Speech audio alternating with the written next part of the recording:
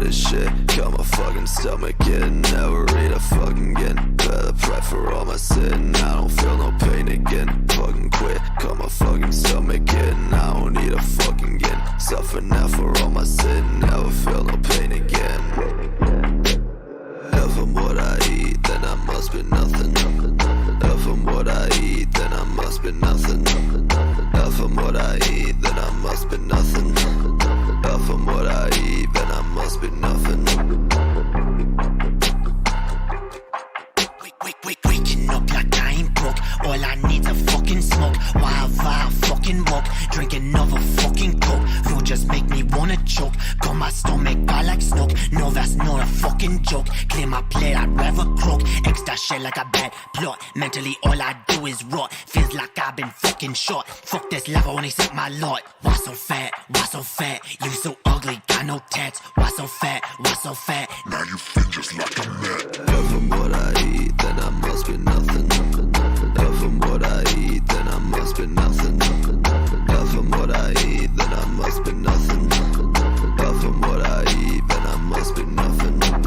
Feel so nauseous, I can't eat. All I want's a fucking sleep. Cut it out, that's not a leap.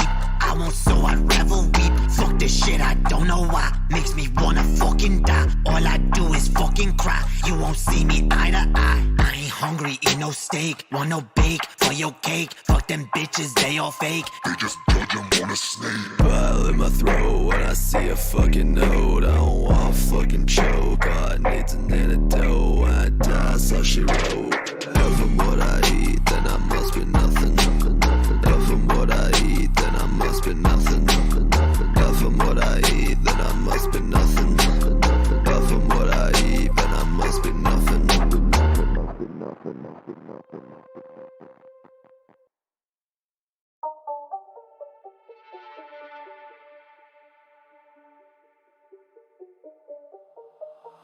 I'm a son of a bitch. I'm a son of a bitch. I'm a son of a bitch.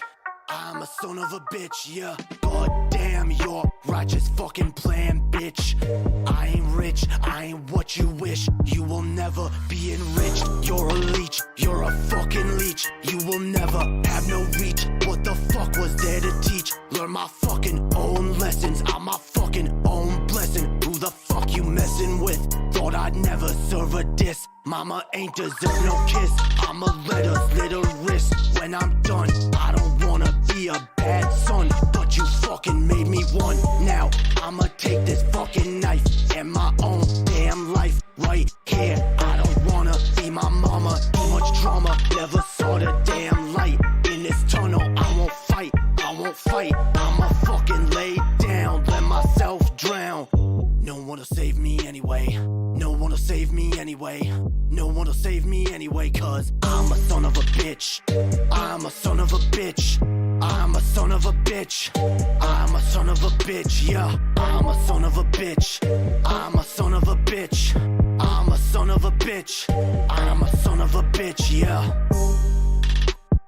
I know angel bitch. I'm the devil you feared. Yeah.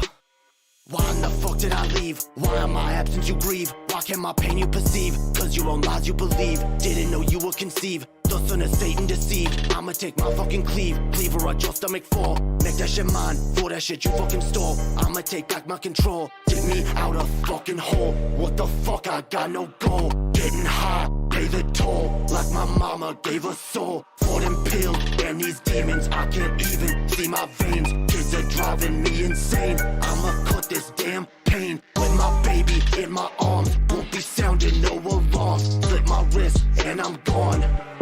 Yeah, no one will save me anyway. No one will save me anyway. No one will save me anyway. No one will save me anyway, cause I'm a son of a bitch. I'm a son of a bitch. I'm a son of a bitch. I'm a son of a bitch, yeah. I'm a son of a bitch. I'm a son of a bitch. I'm a son of a bitch. I'm a son of a bitch, yeah.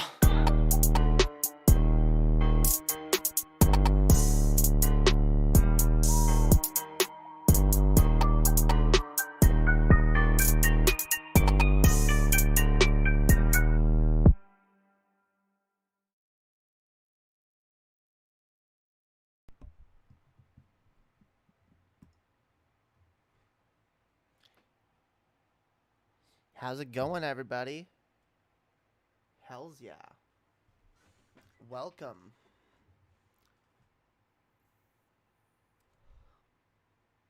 Hells yeah. Welcome to the show, yo. Welcome, chat.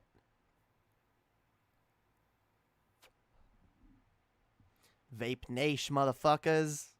Hell yeah. We be vape fiending up in here, yo. Probably should vape more, honestly. Probably be better than smoking them cigarettes.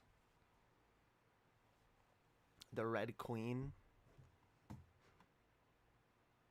Am I the Red Queen? Cause of my red hair. How's it going, yo? How's it going, Zale? What up, Blair Valentine? What up, Kaonian? Hells yeah. Hope everyone's having a dope fucking night, yo. We be chillin'. We be chillin' tonight. Hells yeah. God damn it. Yeah, I need to buy some, like, vape juice, yo. Need to buy some fucking vape juice. Cigarette implies it's a female cigar. Of course it's a female cigar. Why would I be putting a male cigar in my mouth? Cigars are they're like big brown dicks, and that's why, like, you know, they're normally sucked on by, like, dipshit businessmen, you know, or just anyone with a really big head. I don't know. And you know, cigarettes are for people with some etiquette, you know. None of this is true. Well, the cigarettes are usually puffed on by, like, rich asshole type. I mean, there's poor people that like cigars. I'm not gonna pretend that, like, nothing is ever always. Alfred Hitchcock presents Hopium to be murdered by. Damn. I don't think I could, like, rip that off. I think it's too soon, yo. Eminem just did that. Eminem just fucking did that with his last album. He even had... Dude, what was that song? He had a song where he, like, turned the Alfred Hitchcock theme into a fucking beat. It was fucking dope. That song's a bop, yo.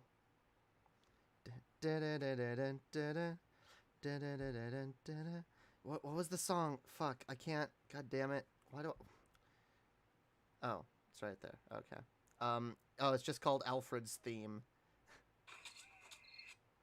Yeah, dude, it's fucking dope. I can't play it for obvious reasons because it's music.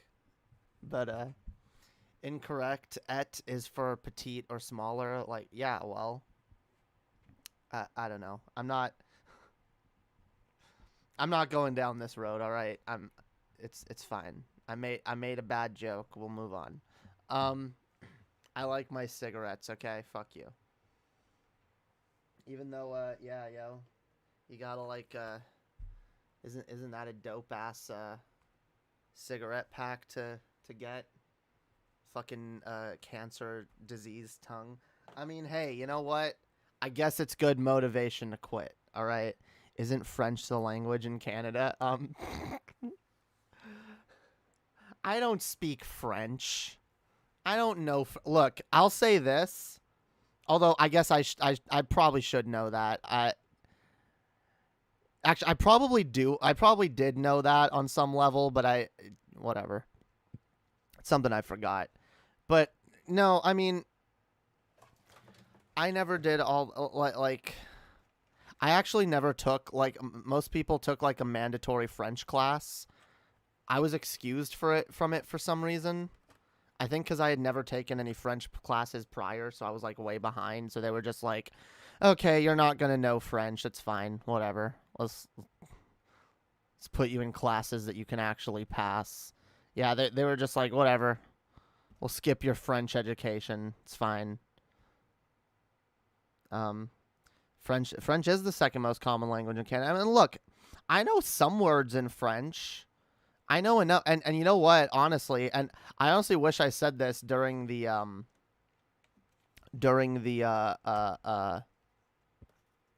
fuck, the what is it? The video where I was talking about where I was responding to Mark Dice's cringy fucking prank call thing where he was like complaining about cereal boxes not having enough diversity, which is true.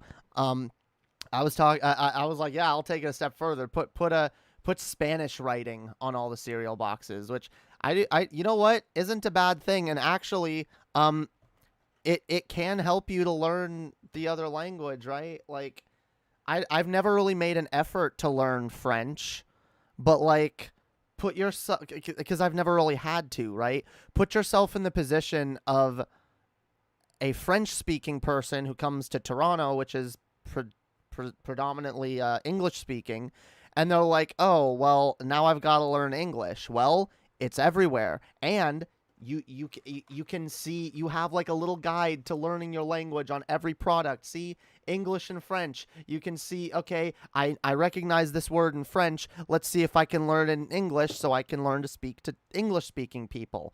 So I actually really do think that would be a good idea. Unironically, I think it would. I know that conservatives would get mad and would be like, what? You're just incentivizing you're just incentivizing Mexicans to come here and not bother learning the language because now you're going to cater to them and put Spanish on everything so they don't have to learn. Actually, that might actually help some people learn, unironically.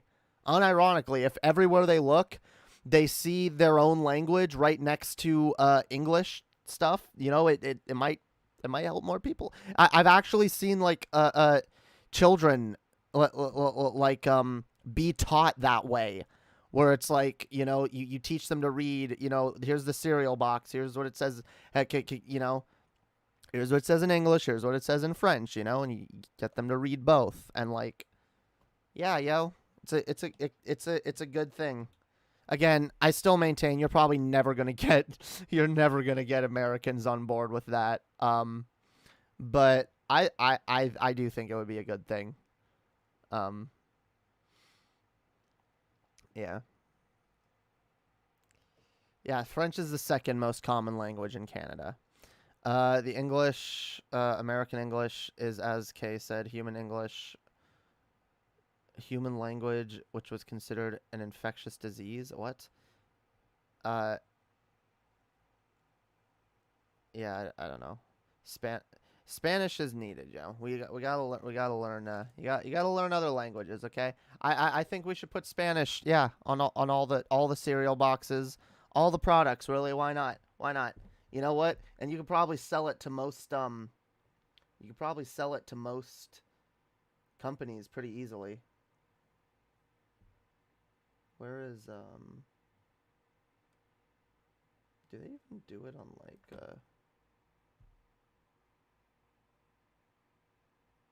yeah, they do. Well, actually, I should look at one I bought in the States. No, they don't. See, they even do on like video game boxes.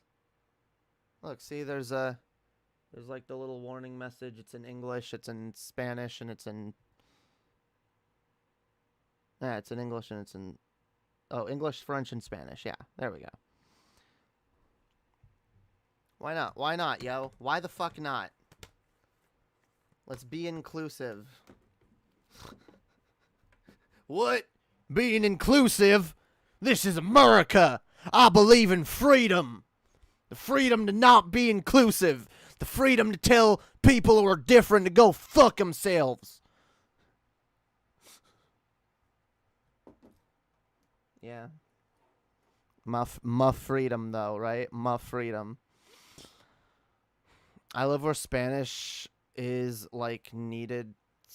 What? Where I live, Spanish is, like, needed second... What?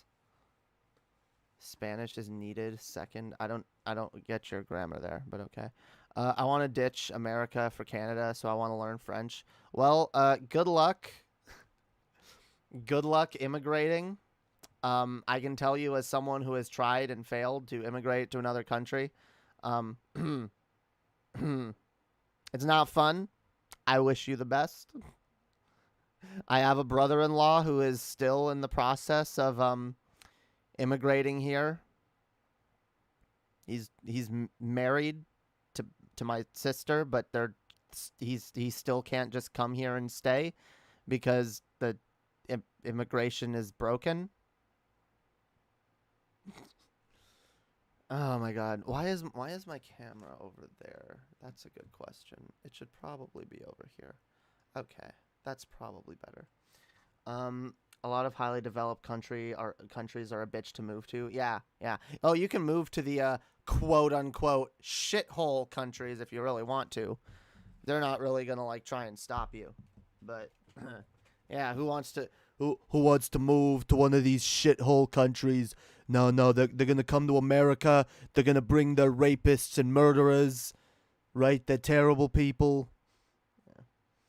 I didn't learn English until I was 5, just German. Due to my family's history, we tend to learn the language of nearby countries in case we need to dip.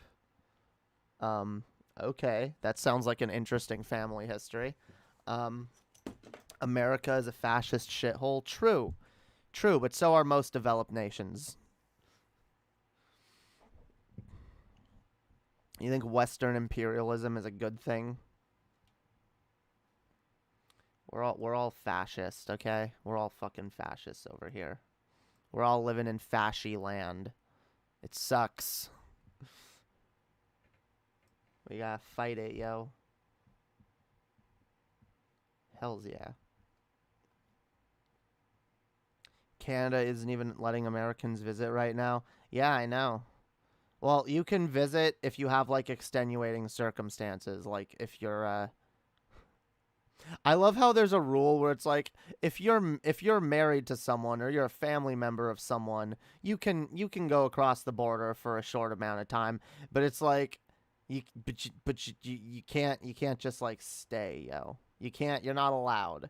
You're not allowed where, guys, you want to know something?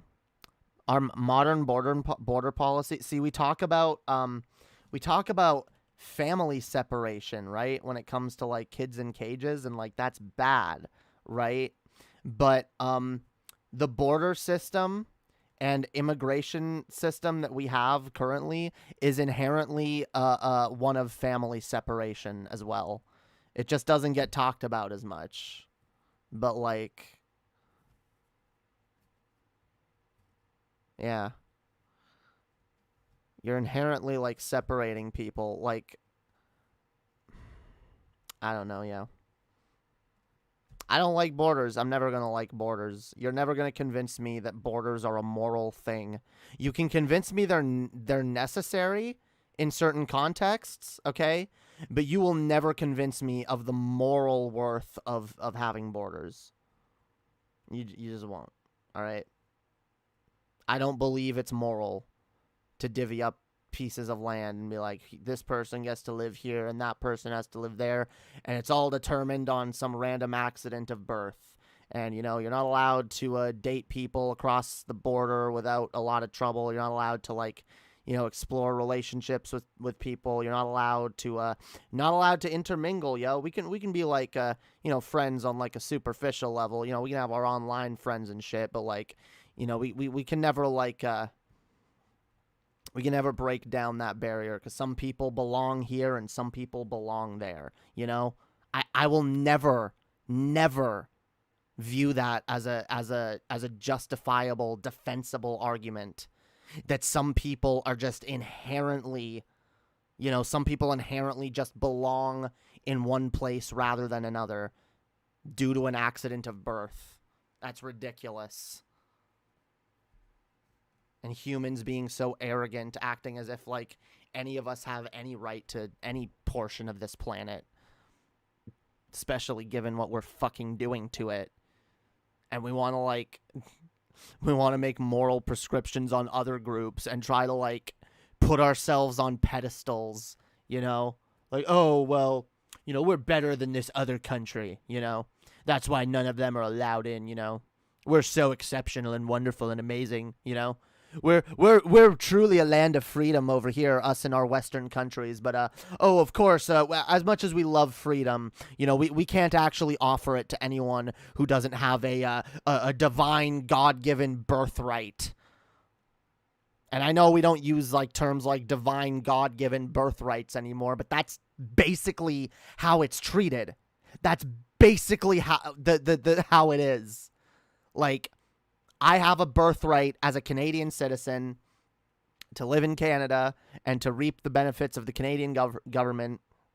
But I do not have a right to go to another place and do the same thing there.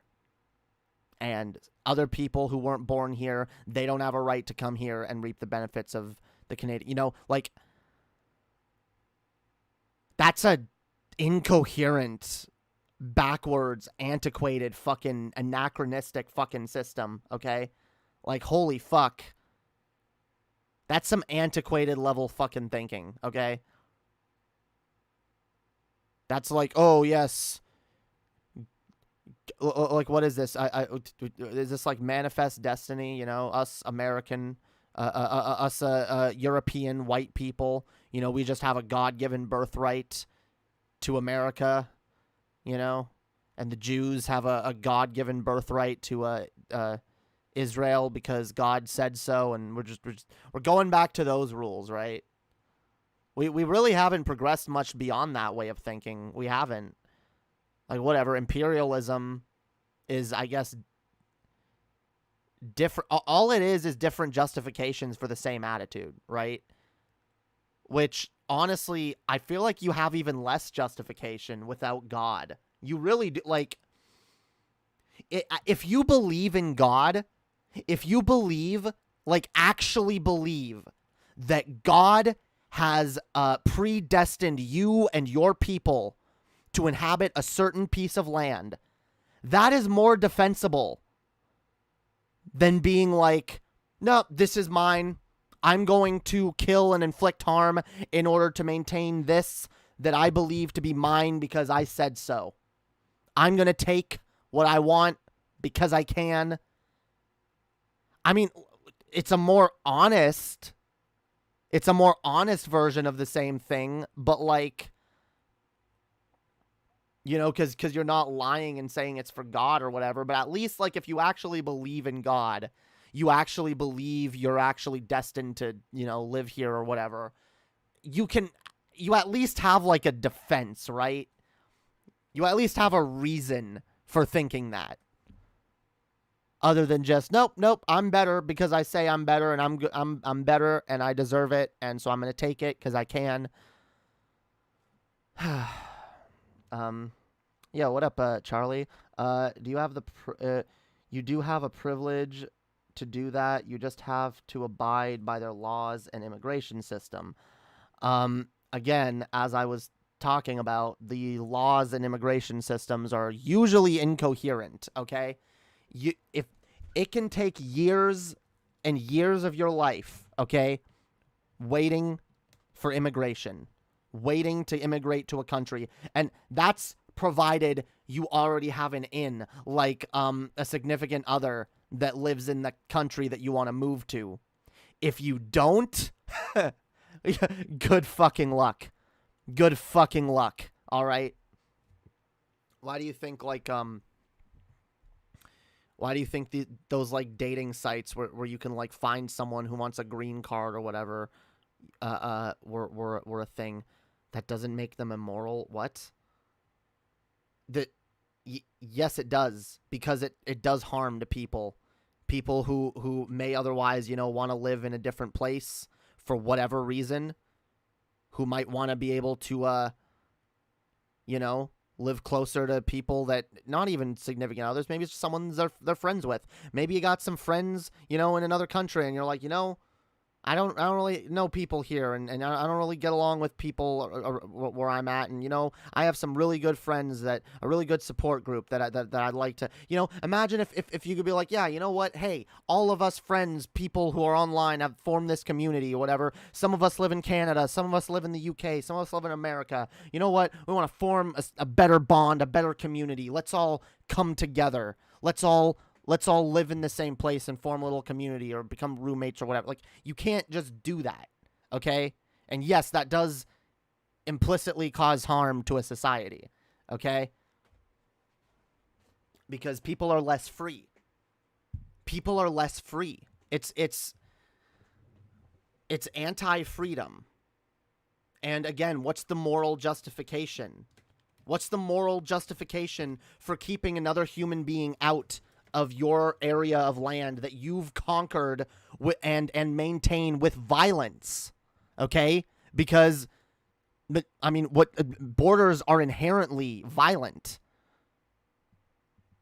Oh my God. No, I'm not talking about asylum. I want people to be able to walk across the border, pick up their life, and be able to say, I want to live in this country or that country or that country. I believe that should be a fundamental freedom for humanity. I'm not talking about, oh, well, just the people who have extenuating circumstances can come in. Well, that's bullshit. You claim to care about freedom. You claim to care about freedom, but like you don't want to give people the freedom to live in the supposed freest country in the world if they want to. You have freedom, but not the freedom to come in, not the freedom to come and stay and, make something of yourself. So no checking to see if someone's a criminal. Did I say that? Honestly, I don't think it really matters in the long run. People of any group are just as likely to be criminals as they are to not be criminals. And any group of people that you bring into a country is going to have some criminals in it. It's going to have some people who might do some bad things, okay? But yeah, no, if they want to have, like, the immigration system have, like, a background check where it's like, okay, let's run a quick background check. Okay, you're not associated with any terrorist organizations. You're not, you don't have a violent criminal history. You whatever. Okay, yep, you can come. I think freedom has its limitations. Freedom isn't free. Freedom ain't free. Yep. Free. They want to talk about freedom, but freedom ain't free. That's why I got my gun, and I'm going to shoot anybody who tries to take away my freedom to have a gun. I don't know. Freedom's not free, okay? But overall, I feel like you need to justify the restriction of freedoms, and a lot of the time they're not justifiable. A lot of the times it's based more on what will make a certain group more money or what will be more, profitable in one way or another. It's not about like, oh, look, it's not about like, oh, well, we just need to defend our border. It's scaremongering. It's scaremongering. It's like, oh my God, these immigrants are gonna come and they're gonna do things. They're gonna be roving rape gangs or fucking murderers and rapists and thieves. Like, any group of people has the potential to be those things. Americans, natural born Americans, have the same potential to do those things.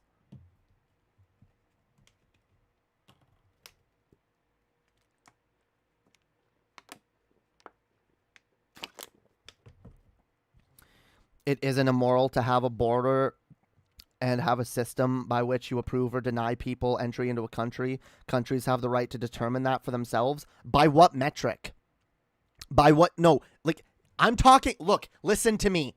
I am not making any policy prescriptions. I want you to understand this. I'm talking broader picture. I'm talking in the cosmic sense, okay?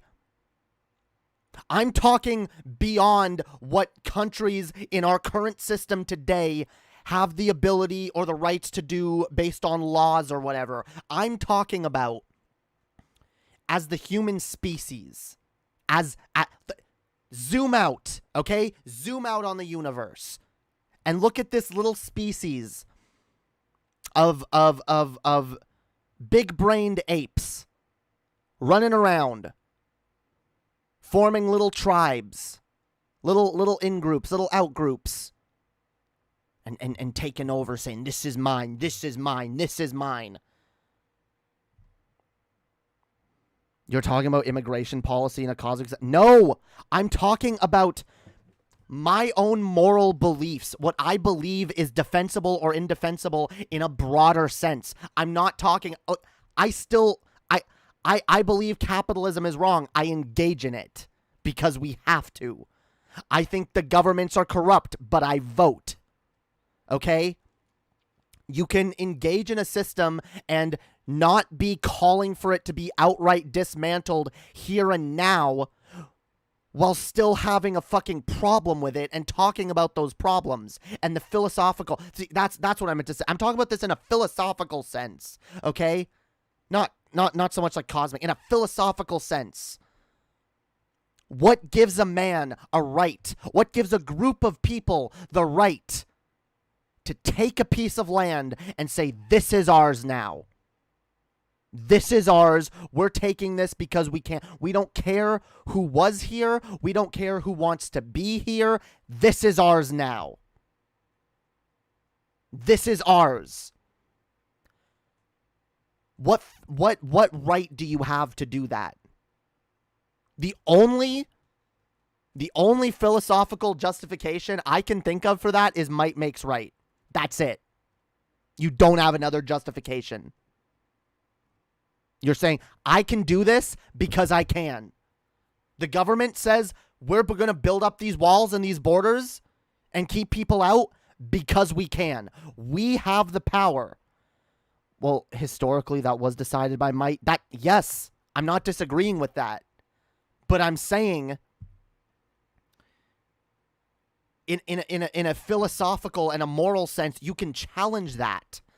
You can deconstruct these systems that we've all grown up to just accept and say, yup, this is how it is. This is how it is just because it is. Like, I'm trying to challenge our preconceptions on these things because it's not just that simple. You can say that's how it always has been. Historically, it's always been that way. It's always been, yes.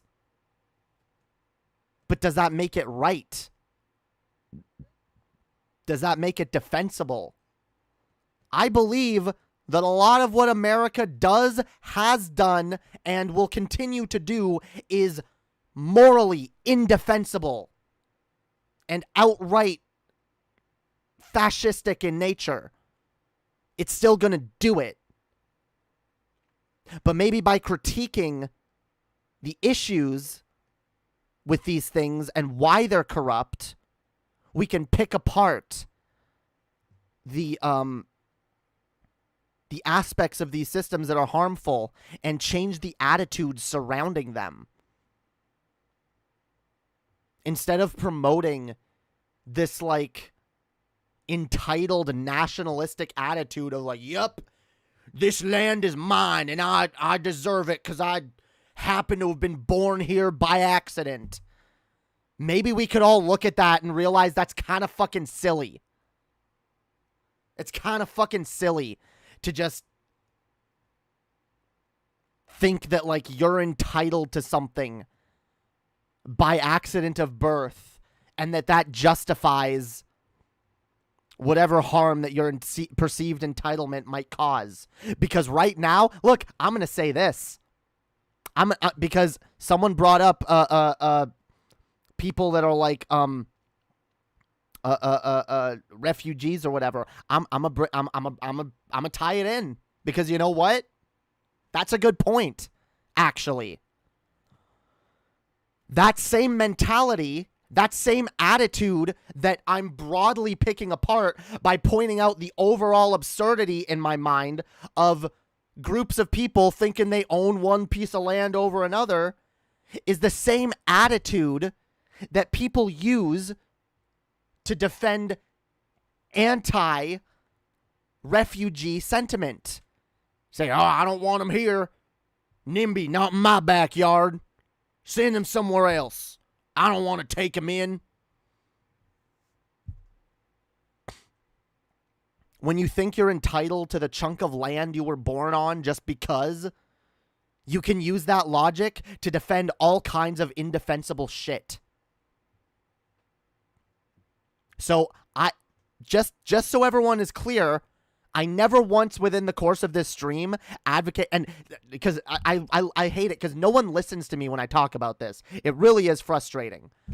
I never once advocated for tearing down all borders now or even within our lifetime. But overall, do I want to soften our attitudes towards this? Point out the absurdity of the whole thing and move towards, relaxing some people's attitudes on this so that we can have more conversations about actually being decent about letting people in? Because, by the way, again, I just finished, I just finished talking about it. Maybe some of you weren't in here when I was talking about it, but I've been through the immigration system. I've looked into it in other ways. I've done extensive research on it, and it was already hard. And it was hard for my brother-in-law and my sister as well, they're married. I was only engaged to someone, and we were trying to go a different route to get, my relationship didn't work out in the end, but, even before that, it was looking like if I didn't get stuck in the States due to COVID, we would have been separated for a fucking long-ass time.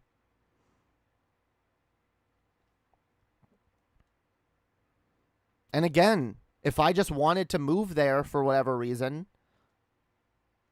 I wouldn't have been able to unless I had been engaged to someone. I mean, I guess I could have technically just gone there illegal. Anyone can do that. And you know what? I sympathize with people that do for whatever reasons. Or who are there and just don't leave. Or here and just don't leave. Because it's a lot of times there's extenuating circumstances. A lot of time, people trying to live their life. Life is short, okay? We've only got so much time in our lives. You gotta have it fucking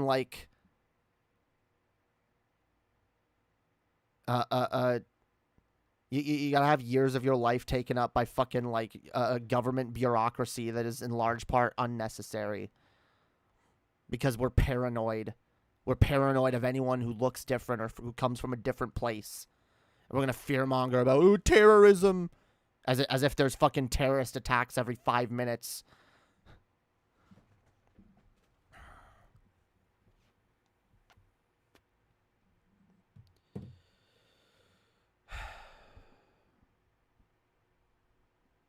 So you're go anywhere you want. Just walk there with some distant utopian hope. Or poor wording. It's what I believe in. It's the general attitude that I think we should have eventually. It's what I would like to get to. But I recognize it'll never happen. But I believe that, yeah, that would be more justifiable than anything that we're doing now.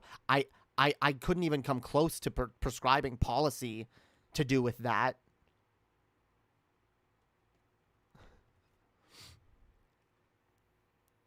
No, that's fine, dude. Let people mauled in the chat. I can defend these positions. I can absolutely defend what I believe. If people want to argue, they can argue.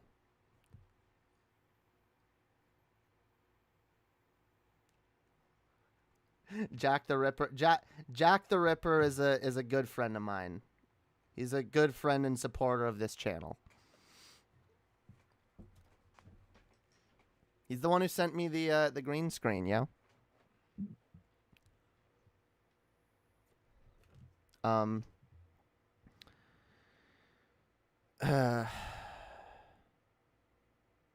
Neither what?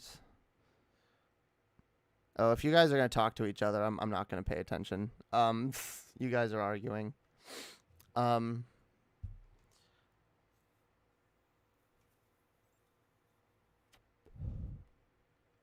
No, I do believe. Wait. I mean, I do agree with you on principle. I just don't agree with you in practice about borders. Well, I'm not making any practical arguments. I'm arguing for an attitude. I want our global attitude to change regarding this, okay? And again, in the long run, like, hey, I'm hoping for the fucking Star Trek future, all right? I want like a true communist utopia, all right?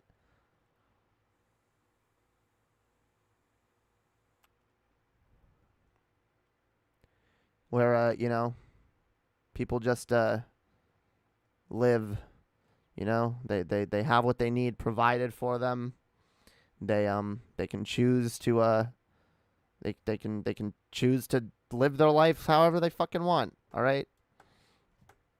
I know I've got people in my chat that are pro the idea of like working as if like that's something humanity needs to maintain forever. I'm like, no, I want to move towards a post work society. You know? We're never gonna get there overnight, but we're also never gonna get anywhere approaching there if we don't talk about it. I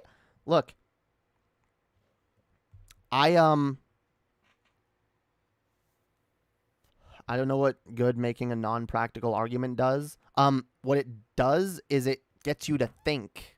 When I talk about how I don't think it's morally defensible to, you know, use tanks and guns and bullets and, you know, strength, you know, the idea of might makes right, to take over an area and say, this is mine now. No matter who was there, who wants to be there, no matter, like,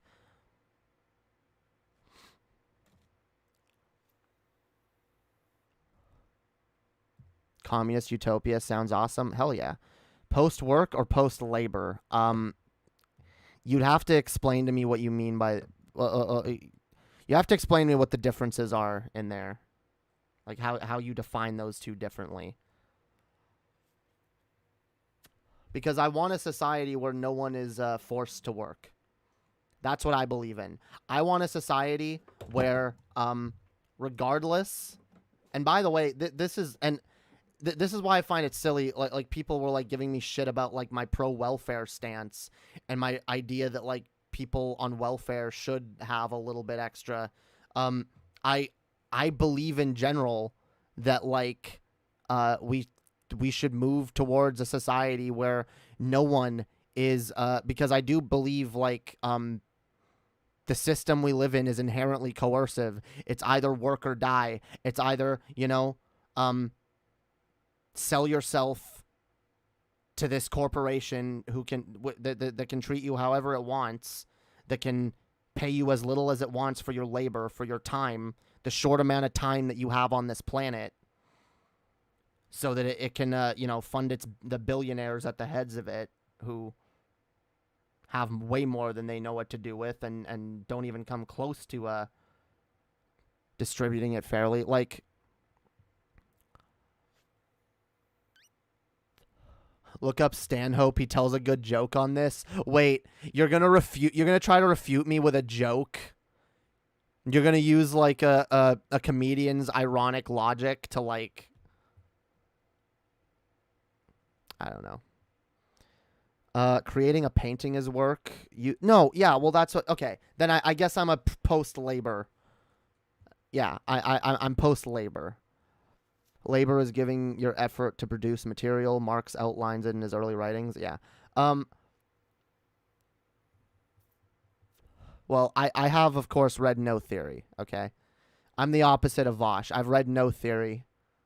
I don't read theory. All right? I come up with my own theory, okay? I probably should read some theory, but I don't think it's needed to advocate for leftism. Um, but yeah, no, yeah, post labor. There you go. I do that is what I believe. I believe we need to build a society that tears down the idea that like a human's worth is based on the labor they produce. I want to build a society that values human beings as human beings and that allows them to pursue whatever will make them happy in the end. Be able to pursue our lives to the fullest. You know, I think we should be able. The ideal world is a world where you know you grow up, you got like housing, food, everything you need fucking provided to you, and then you can you know, you got your schooling, you got your fucking secondary education all provided. And then you know what? You can say, I'm gonna travel the world. You know what? I'm gonna spend a few years living in this country or living in that country. I'm just gonna go where I want, do what I want, you know, and then maybe I'll come back and you know, I'll spend the rest of my life as an artist, you know. We have the resources. Stop buying into the lies that we don't have the resources on this planet to make that a possibility. We have for a long fucking time.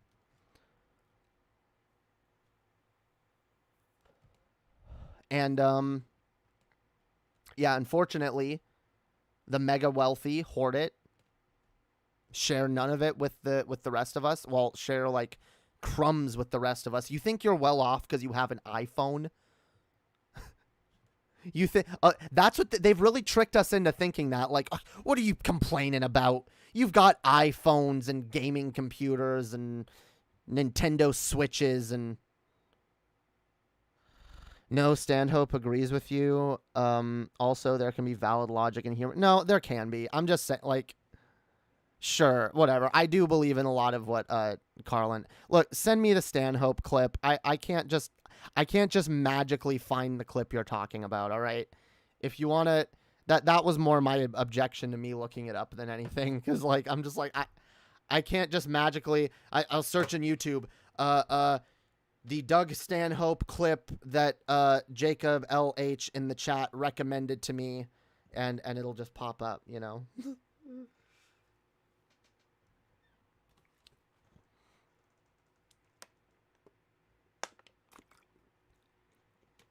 Chairman Zale song. Yeah. What's Zale doing?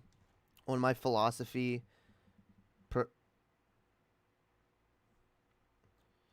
One of my philosophy proposes we use anti-vaxxers and gulags to mine salt so they don't infect the populace with polio. Oh my god.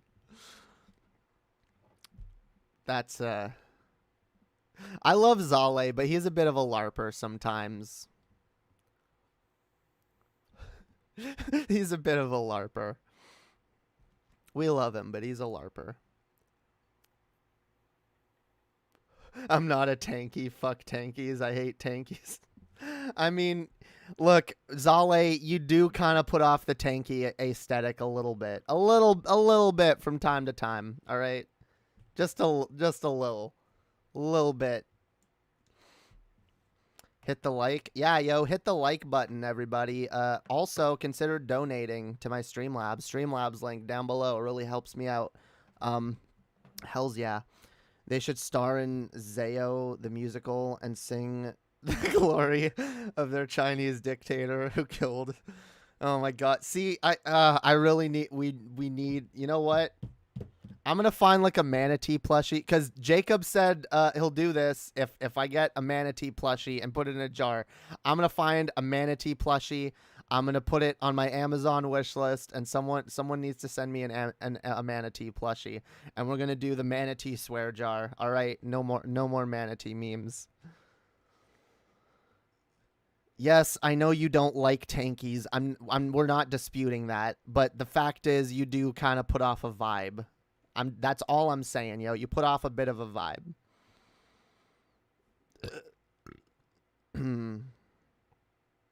I meant as a general proposition. Look him up. What, you mean, Doug Stanhope? No, I've listened to his comedy. He's good. We need a manatee plushie so that we can. Anytime someone uses a manatee reference, it's a dollar in the manatee jar, yo. $1 in the fucking manatee jar. Otherwise, yeah, yo, well, use a manatee reference in the chat. You're on the clock. All right, you're on the clock, and then you got like 5 minutes to put $1 in the manatee jar. Otherwise, you get timed out. You get banned from for the rest of the stream. Yeah, that would that'll end the manatee memes real quick. I might have COVID and I'm terrified right now. I was vaxxed, but I have lupus, so my immune system isn't that great. So can't sleep, cough's getting worse, and my body aches like mad. Damn, I'm really sorry about that. I'm really sorry to hear that. I really hope you feel better. Hopefully it's not as bad for you since you have the vaccine. I've heard like the people that have been getting it who got vaxxed, it apparently hasn't been as bad. Depends on what strain you have. It really sucks, yeah. This is why everyone needs to get vaxxed so this shit can go the fuck away already. If anything, Jamie is a tanky. She'll be the next chairman in China. I am not a tanky. I am very anti violent revolution and very anti violent regimes. Yeah, I don't like totalitarianism at all. I'm yeah, that shit, no. I don't believe in like, oh, let's enact our see, this is the thing I'm trying to like explain. If you if you heard my arguments against borders, right, my general philosophy is one of anti-violence. I believe it's inherently violent to have borders. I believe borders are backed inherently by violence. And so I'm not for that. And by the same token, I'm also not for violence being used to push a political agenda. I don't think that's acceptable. I was vaxxed, so I'm not as worried as I would be if I was a dumb Republican. Yeah. Yeah, you should be fine, yo. Let's all send our well wishes to Lame Duck. Hell yeah, thoughts and prayers. Like I said, I don't spare any prayers to God anymore, but I'll give my prayers to people who deserve them. So thoughts and prayers to Lame Duck. Or Dame Luck. I'm sorry. Okay. I did the thing. I read it how you intend people, like I know it's a like I read it how most people read it, like, you know, the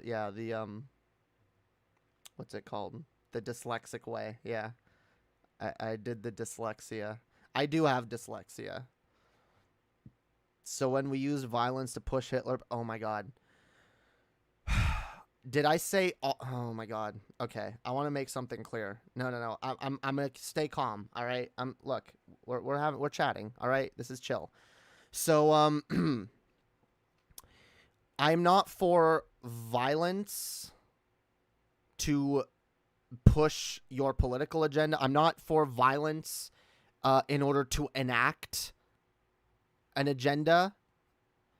However, the reality exists. We live in reality where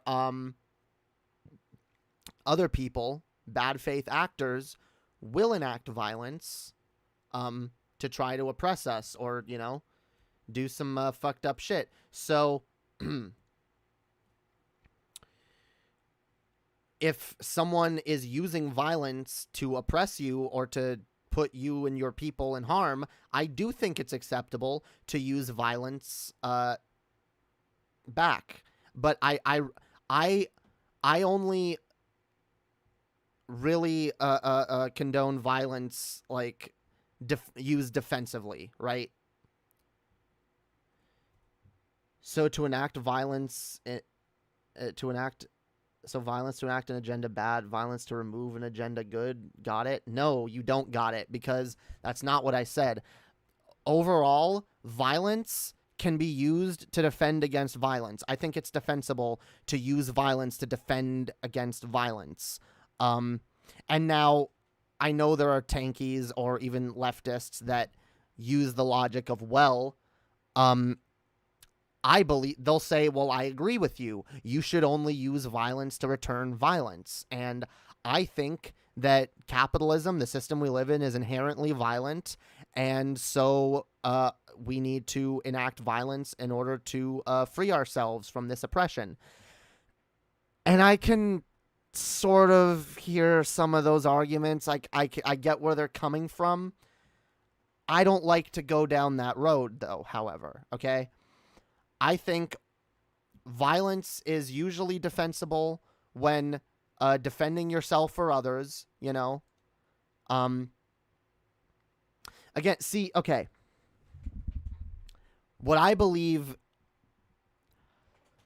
Most of what I believe comes down to the fact that my definitions of good and bad are this. Good equals freedom, bad equals harm, okay? So an action is good when it promotes freedom, okay? An action is bad when it does harm. But there are exceptions, as there are to every rule. I believe that doing something that can be harmful to defend freedom can be good, right? Doing harm to defend freedom can be a good thing, and promoting freedom that inflicts harm on others, i.e. pedophilia or homophobia, transphobia, racism, shit like that, right? You can say, I have the freedom to do these things, but they inflict harm, so therefore they are bad, okay? And that's generally how I judge things, okay? Ground your axioms, young Jamie. Yep, those are my moral axioms, okay? Good equals freedom, bad equals harm, okay? And again, you can use harm, you can inflict harm to defend freedom, and that can be good, and you can defend freedom that is harmful, and that is bad. At the end of the day, a lot of things, like, you have to, like, judge certain individual cases and say, okay, well, what freedom outweighs what harm, you know? But yeah, in the case of, again, like, someone can say, well, someone can say that they have the freedom to look at a CP, all right? And you can make the argument of, no, you don't have that freedom, because doing that, in order for that to exist, you have to harm children. So no, you don't have that freedom, because it inflicts harm. So, again, when it comes to, like, committing violence, let's take it back to violence, okay? When it comes to doing violence, violence involves doing harm. But, if you're doing the harm in order to promote freedom, like fighting the Nazis are oppressing Jewish people and many other minorities, and would like to oppress the rest of the world. So if we want to continue to be free, we kind of have to fight the Nazis. By the way, I just realized who you are, dude, in the chat, Vitriol. I just realized that was you. So you can piss off calling Zale a secret Nazi. You actually had me fooled for a little bit yesterday. I don't know why I didn't recognize that was you. You were literally talking to me as you. Yeah, I banned you, so you can leave. Oh, one of my mods already got to it. Thank you. Holy fuck.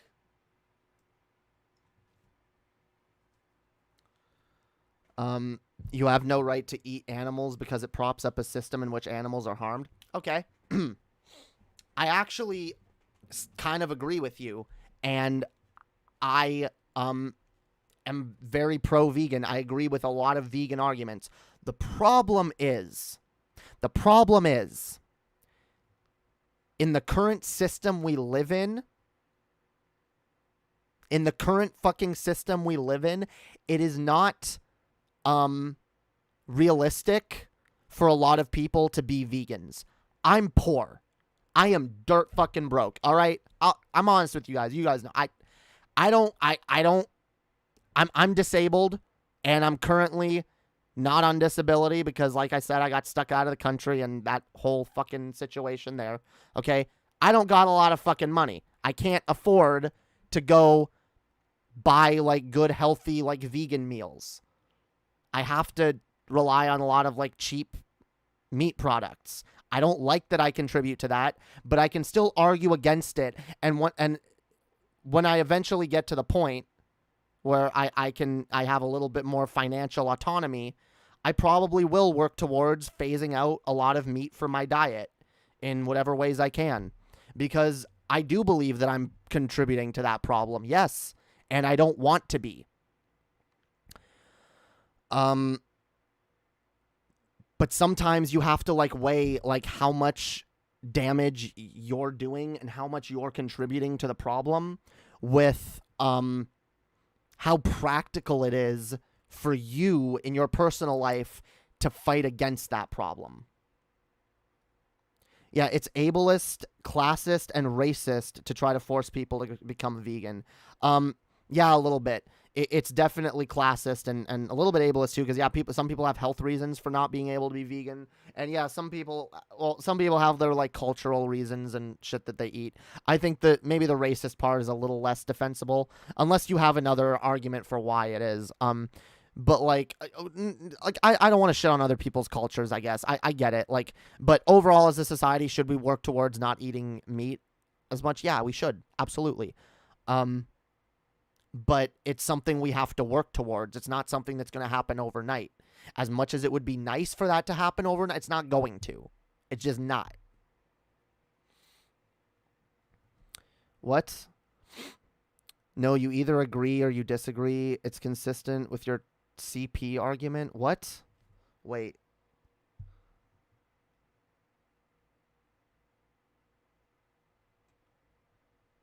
If Zale wants to eat roadkill, have at it. Oh, so we can eat roadkill, but see, look. There is no ethical consumption under capitalism, all right? This is the fact. There is no ethical consumption under capitalism. We are all contributing to a broken, corrupt system that is damaging to our planet. All of us. Okay? And I believe in speaking out against these things. We need to speak out against these things. But not every single one of us is going to be able to personally fight against every one of these things in every fucking way. Okay?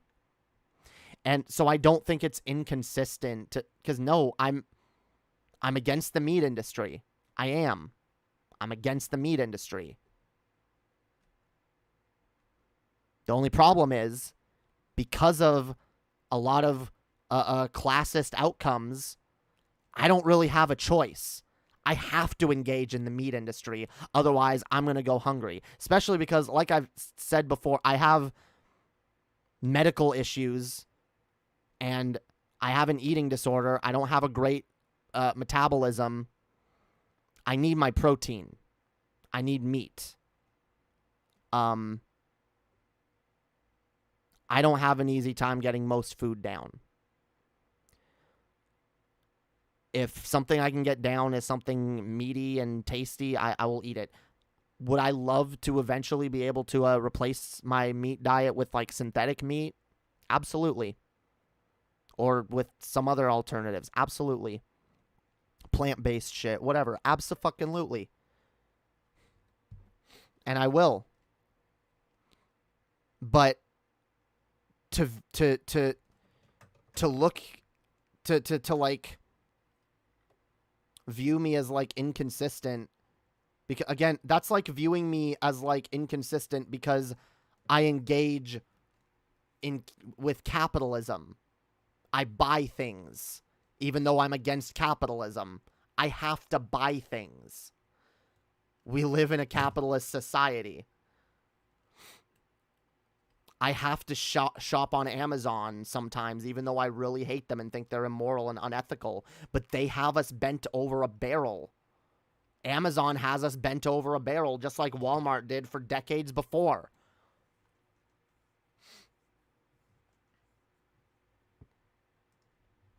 We're not really able to like make these choices and say, yeah, I'm not going to engage in these unethical systems.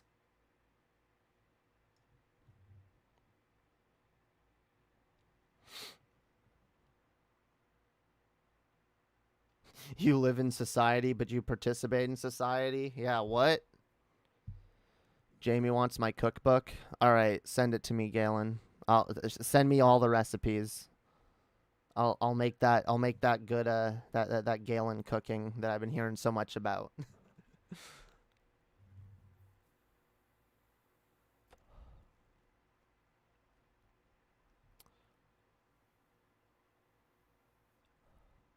I started going vegetarian to lose weight and bulk up. I only use the fake meats because I find something viscerally appealing about biting into a chunk of meat and chewing into it and chewing it. Yeah. No,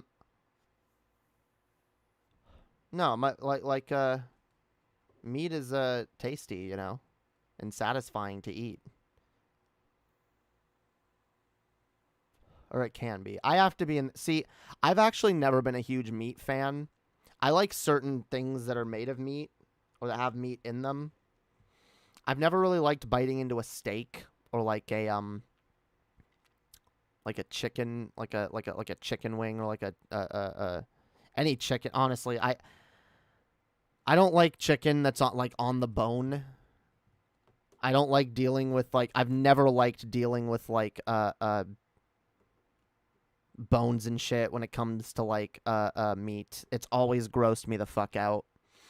My dad didn't help. He would grossly suck on the on a bone, and you'd suck the marrow out of the bone and look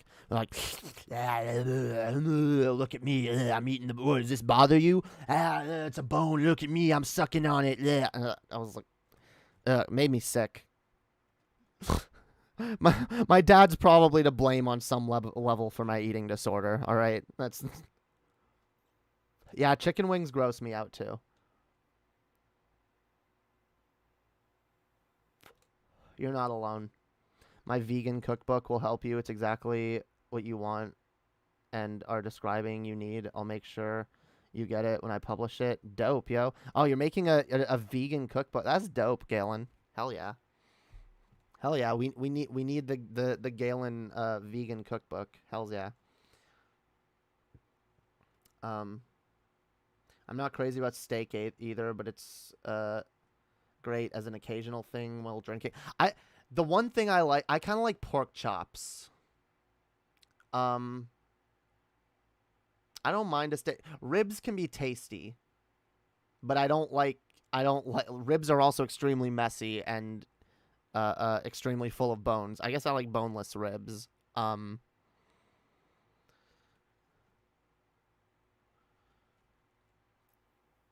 I too am a vagina.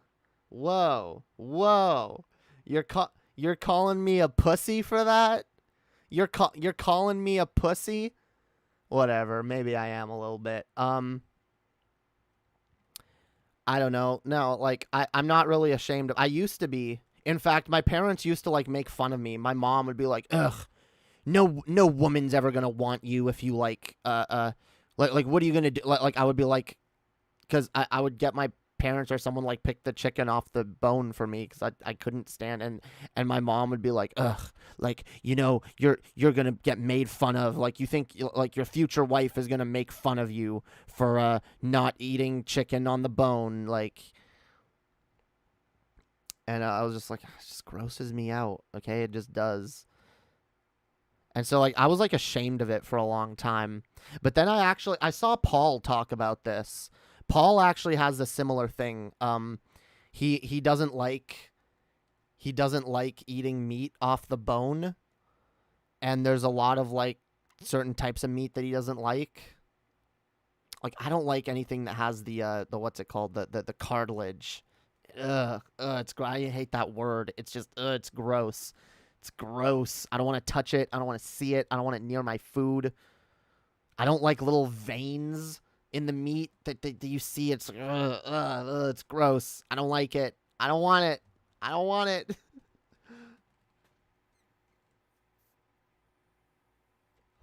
Yeah, I heard Paul talking about that and being like, yeah, I don't like eating meat. And he told a story about like a pig that he raised when he was a kid that he ended up being, was he forced to kill it? I know he was forced to eat it. And that like traumatized him. And yeah, like I honestly like there's shit that traumatized me as a kid. Probably not like as bad as like what Paul describes, but like yeah, I can't help it. It's always been an issue that I have. It's always been something I don't like. I've gotten better at it. Like generally what I do now, like if I get like if someone gives me like a chicken, like a drumstick or whatever, or like a chicken breast or whatever, I'll just like pick off the chicken. Like I've gotten better at that. I'll pick off the chicken. If someone gives me like a steak or whatever, I'll like cut the bone part out of it and then I'll eat the meat.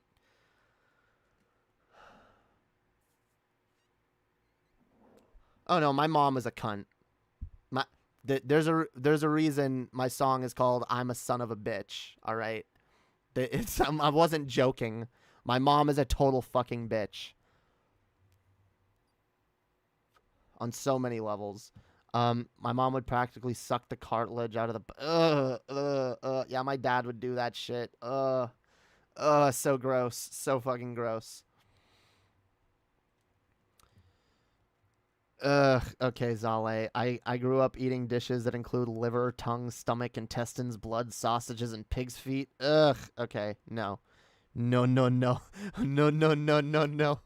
I don't want any of that. By the way, yeah, fish is another thing that I hate. Okay, let me amend this. Like, okay, if you give me like a Filet-O-Fish sandwich from like McDonald's, I'm fine with that. If you give me like breaded fish sticks. I like fish sticks, okay?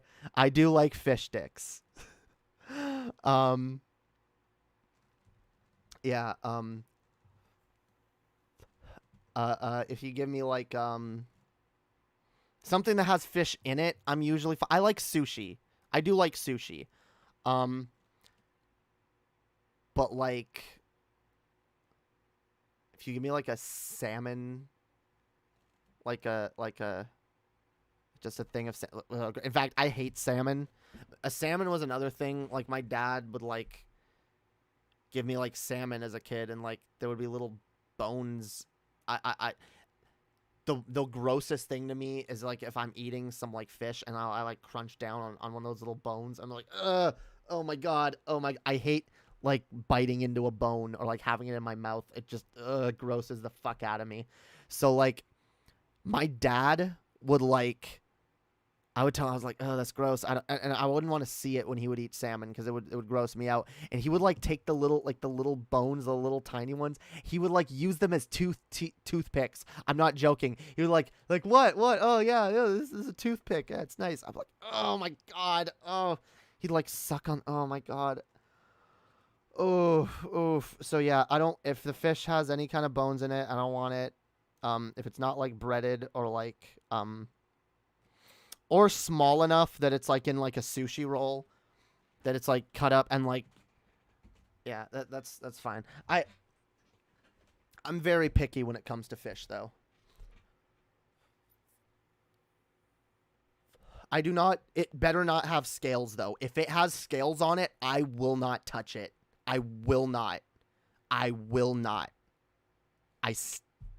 No. If you give me fish and it's still got the goddamn scales on it, I would throw up before I would eat it. Like it would not reach my fucking tongue. Like before I could psych myself up to actually get it in my mouth, the entire plate would already be covered in vomit. All right, like I will not do it. I never will. You can say you love it all you want. You could. I don't care if there's someone like who, you know, you can sit right next to me and eat it. I won't look at you while you eat it because it's gross. But like, I do not expect me to eat fucking scaly fish or like, even if I can see like the silver from it, like, or the markings on the meat where it's like, oh, it's not actually there anymore. It's like, no, I hate it. It's so gross. Oh yeah, I pretty much need it breaded too. Yeah. I'm cooking cod right now. Dope. I don't have a reason to hate it though. I wasn't traumatized or anything. I just hate fish for whatever reason. Some people just don't like it. Bone texture on poultry and fish is just no. Yeah. Very, very bad. Don't like it. Don't like it. I keep missing shit in the chat. Jamie, I asked earlier why good equals freedom with the exception of harming others, and Zale said something about whether morality actually exists or it's a bunch of social constructs. Oh, no, morality is absolutely a social construct. I don't believe in objective morality. There is none. I'm a nihilist. I'm an optimistic nihilist, but I'm a nihilist. There is no objective morality. When I say, like, these are my moral axioms. This is what I believe. And I recognize that what I believe is subjective. But I believe it's the best moral axiom that I can defend using logic. It's not just something I pulled out of my ass. Like, I spent a long time thinking about this. What do I believe? What moral values do I hold? Because it's all well and good to say there's no objective morality. I don't believe in it, and it's bullshit. Okay, that only gets you so far. Now you have to decide, what is your morality? All right? What do you believe? And it involves critical thinking. And, you know, I'm not saying my moral axioms are perfect, but it's what I, at the very least at this time, believe to be the best way to morally judge something as to whether it's good or bad.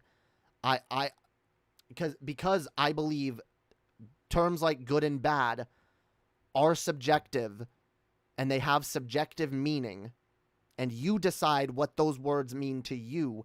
I have decided that for me, I believe good equals freedom and bad equals harm.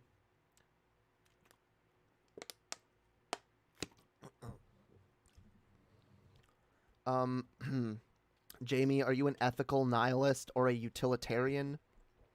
You just prefer preference-based ethics? What? Am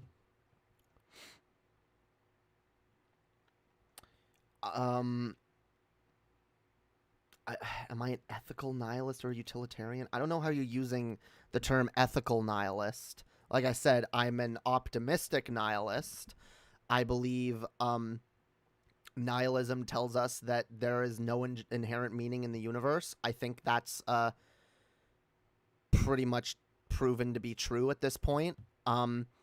But I also believe that that doesn't really tell you much more about how to live your life other than just saying, like, yeah, there's no inherent meaning. In fact, I believe that accepting the fact that there's no inherent meaning means that you can live your life. It can be a freeing thing. You can look at life and say, wow, there's no objective meaning. I don't have to follow a certain set of moral beliefs. I don't have to follow a certain ideology, a certain way of thinking. You know, I can come to my own values. And I think that's important. But let's see. When it comes to like utilitarianism, I I generally subscribe to utilitarianism. I generally say, like, whatever action has the most good is probably the morally defensible action. You know, I guess I probably am a utilitarian, because then, yeah, like, I believe in being a nihilist, in rejecting objective meaning, but I also believe in like so the only nihilism you know is existential. Okay, I'll explain. Do you think normative claims can be known and justified? Normative claims, depending on what the normative claims are.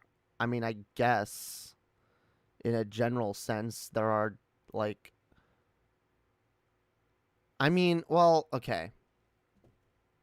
You have to give me an example of a normative claim that I would, like, adhere to, because generally when it comes to, like, making normative claims about, like, people and, like, groups, I adhere to the philosophy that nothing is ever always. So I don't like normative claims in that way.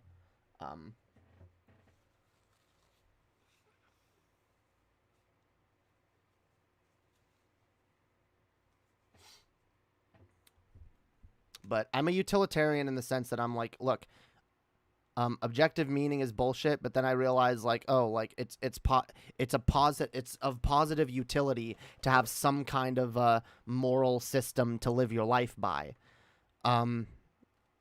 So I construct such a thing, you know?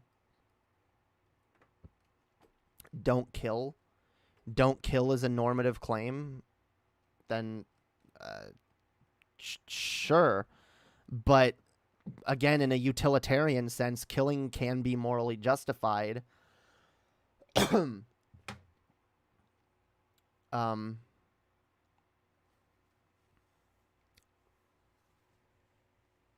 Don't call Jamie dumb when she's being dumb. Is that your example of a normative claim?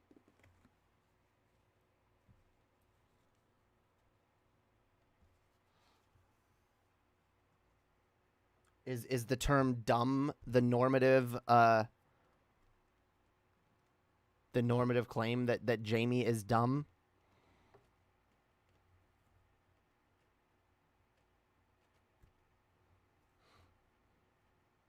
Or are you referring to, wait.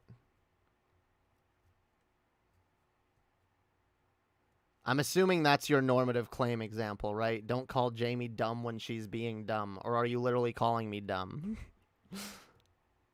Jamie, will you marry me? We probably have to get to know each other a little bit better first. You know? Also, you probably got to be a chick. I am lesin pretty hard these days. You're getting into the weeds. Do you think your moral statements, knowledge... Do you think your moral statements, knowledge, or simply what you like?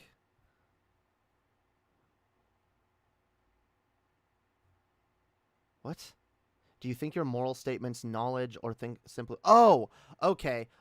So you're asking me if I believe my moral statements are, like, inherent to anything? Is that what you're asking? Because I don't believe my moral statements have any inherent worth. No. That's why I defend my moral axioms.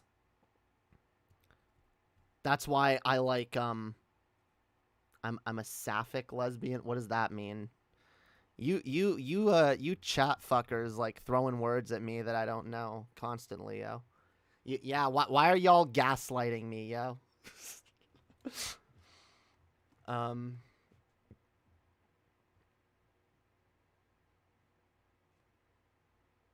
No, I think my moral statements are subjective, just like anything else, all right?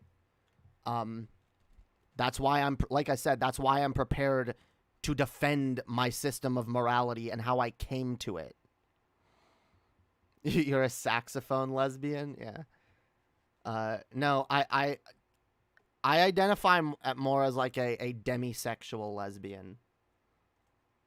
Hey Jamie, you want a rap battle? I don't know if I'm that great at rap battling. I'm not a freestyler. I could probably write a rap battle. Are you a rapper? Jamie is a sassy lesbian. All right. Do we got rapists in the audience that want to throw down the gauntlet? Are they true? Well, then you aren't a utilitarian. You just prefer preference-based ethics and like how they make you feel? What? What? I don't understand where you're going with this. I don't just make up ethics that I like how they feel. I adhere to an ethical system that I believe serves the most utility. So no, at the end of the day, I think I am exactly a utilitarian. You get too much of your ethics from TJ. What? Are you kidding me right now? Have you been listening to a goddamn word I've been saying on my recent streams? Like, what? I forgot to mention the second question I had. I also asked how you came to your moral axioms. Oh, well, like I said, I had to like figure out, okay, well, what is good and bad? What is good and evil? You know, what do these mean? And using I believe a utilitarian perspective of what serves the most good versus the most harm. Weighing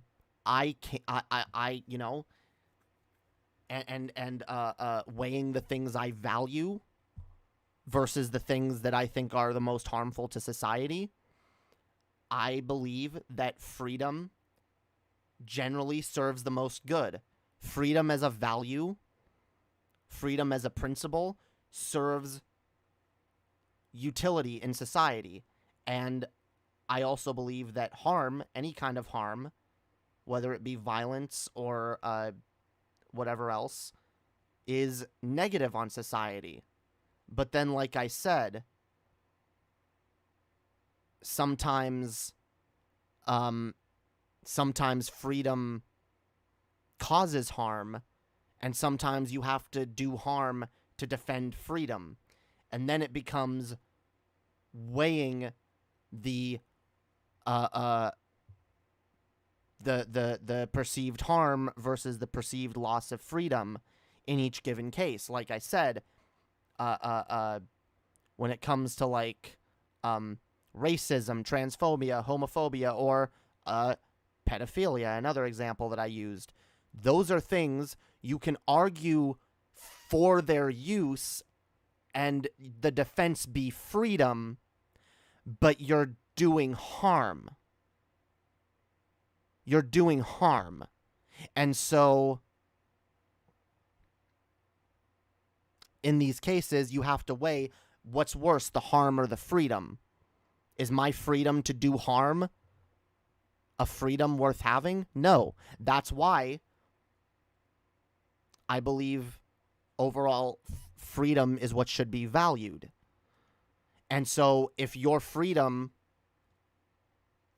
should be valued over harm. So if your freedom inflicts harm, then it's not really freedom. And if you're inflicting harm to defend freedom, then is it really that harmful? See what I mean?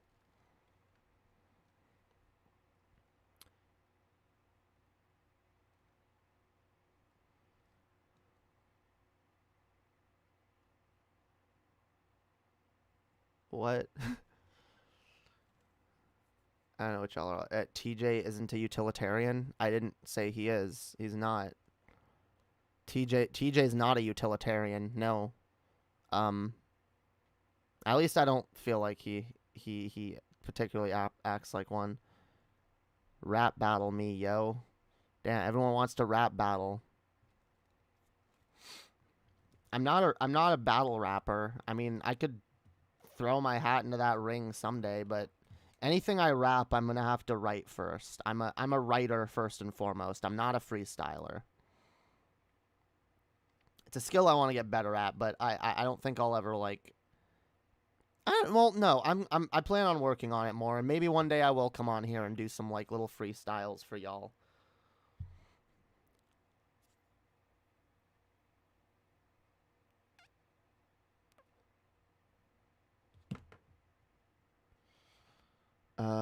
If you mean what?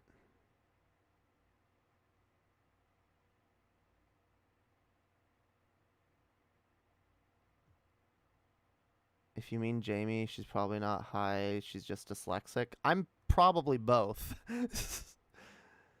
I'm probably both, yo. I know I'm dyslexic, and I'm also let's battle, fam. I'm hippity hoppity boppity dog. Word up, home fry. Oh my god.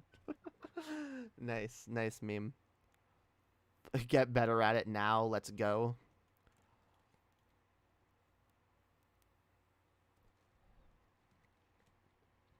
Yeah, I don't know. Like I said, if someone actually wants to like challenge me to a rap battle, I could probably write a battle rap. But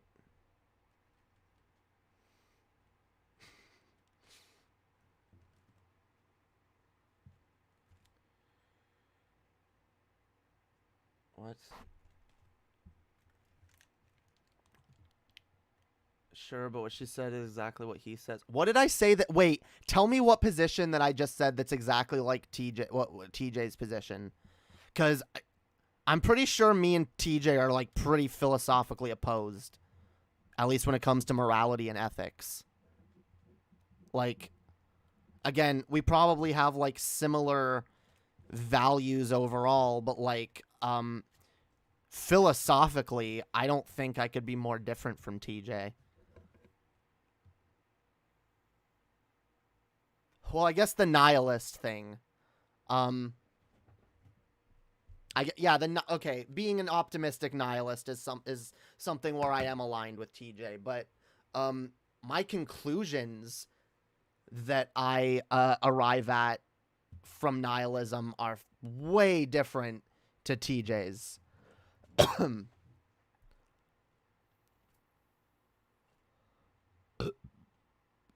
So yeah, okay, now I see what you were talking about, the nihilism thing, but got him. What? I don't know if you're like trying to own me right now. I'm just having a chill discussion, yo. I don't know what you're on about over there. D's nuts. Yeah, yo. D's nuts.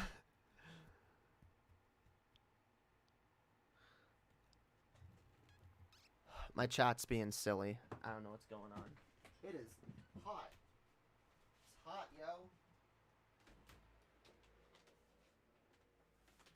I need a fan. No. Oh, God. There's a fan over here. Holy shit. Alright. No, Jacob's just being cool about me getting him with D's nuts. Alright. D's nuts. I love it. I love it.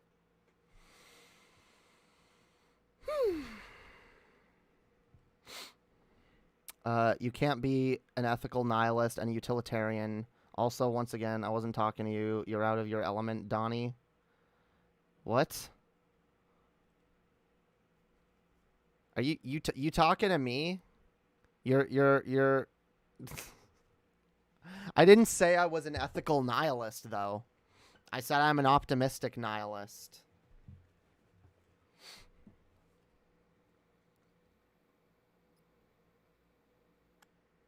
You can believe that there's no inherent meaning and also be a utilitarian.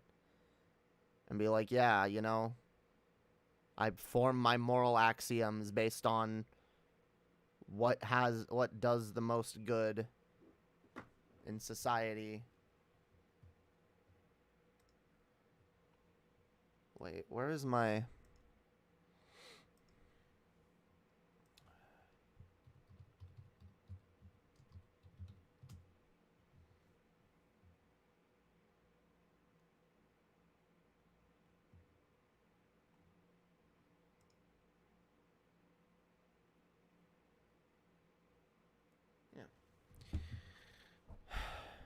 Yeah, no, like, I'm looking at the definition of utilitarianism, all right? I am a utilitarian.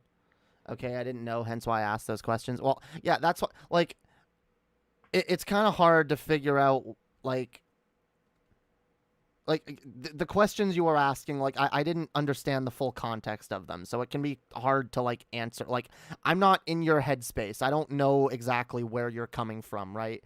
I don't know where you're going with something when you say it. So, like, I don't know exactly, like, what you mean when you say certain terms, and you're trying to, like, ask me a question to, like, gauge what I believe. No, I can say this pretty substantively. Yeah, that, in fact, utilitarianism is how I form my moral axiom.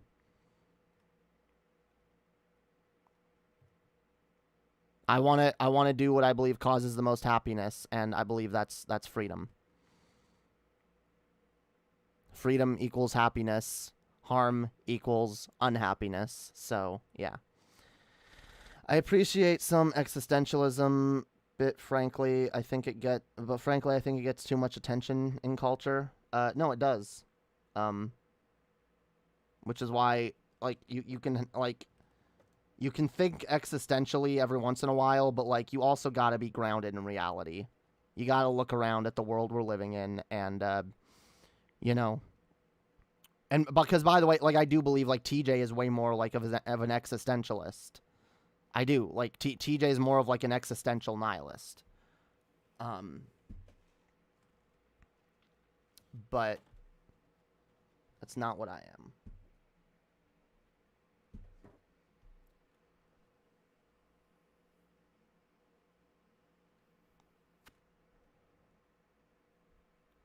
Who said God was ever clean? Hell yeah. Who said God was ever clean? No one. Fuck God, yo.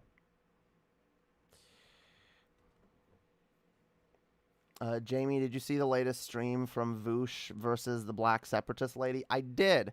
I actually spent the morning listening to that. Yeah, I have to, like, side with Vosh in that overall. For a number of reasons. I generally do not like nationalism at all.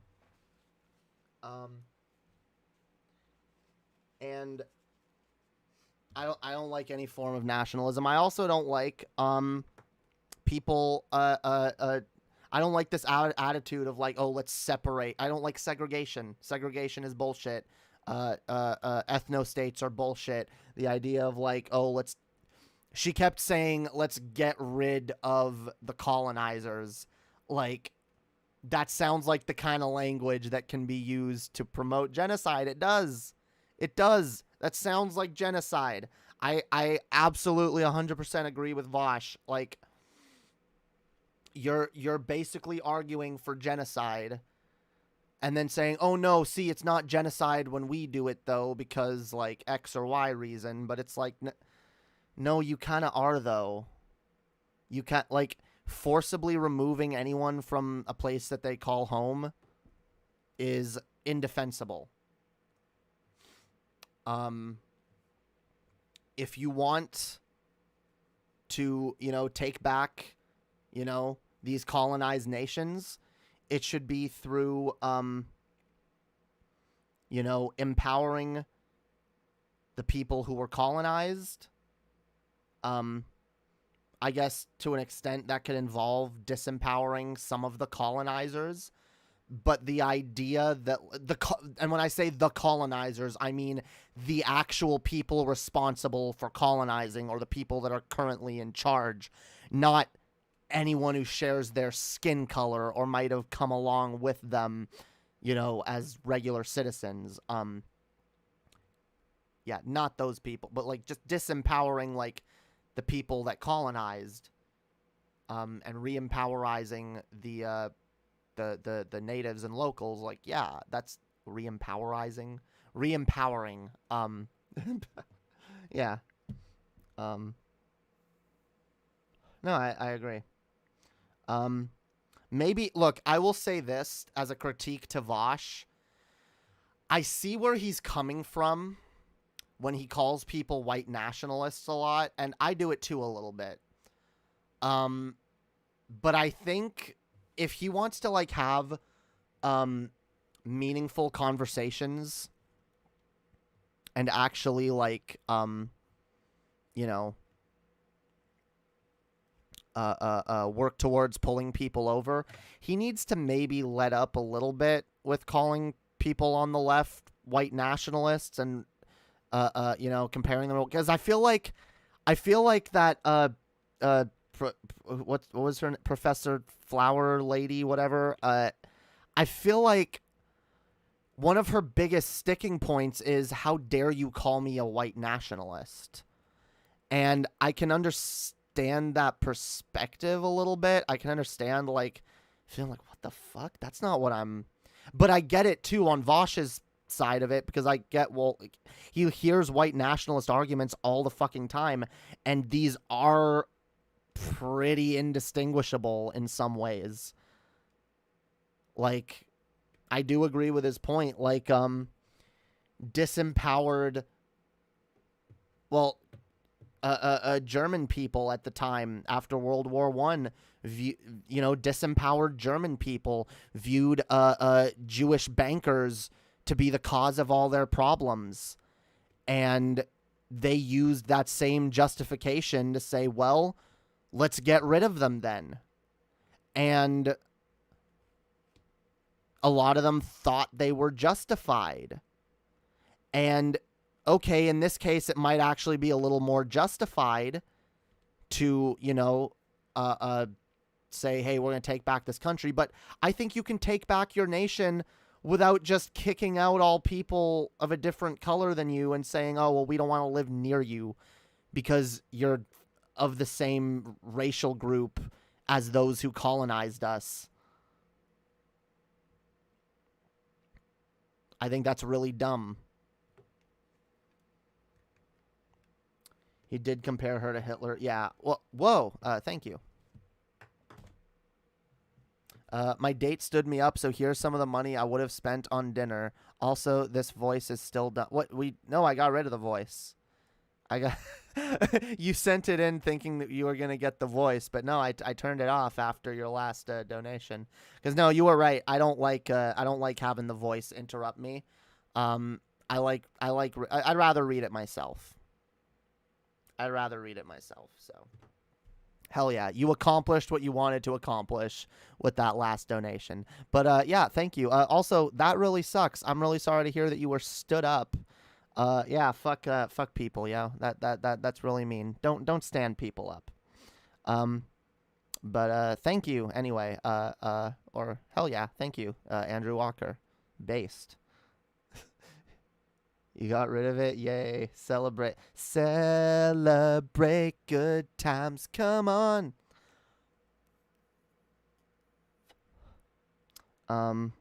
She literally called for a genocide, so said it was okay, but not called for, but still. Yeah. Like, no. I'm not, I don't like genocide. You know? Genocide bad, guys. Genocide very, very bad. All right? I don't care what color, what race the people are. I don't care if they're part of a oppressive majority or like a group of colonizers, whatever. Okay?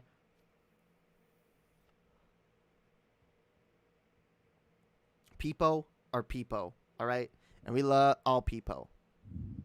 All people, all right?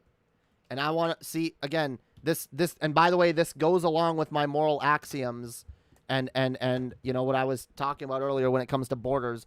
I don't like borders. So do you think that I'm going to approve of like an ethno-state? No. Fuck ethno-states.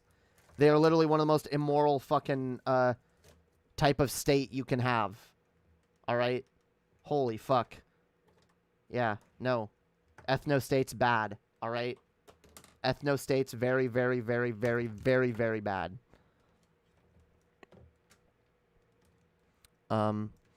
She's not the only one, though. No, there are other people who think that way.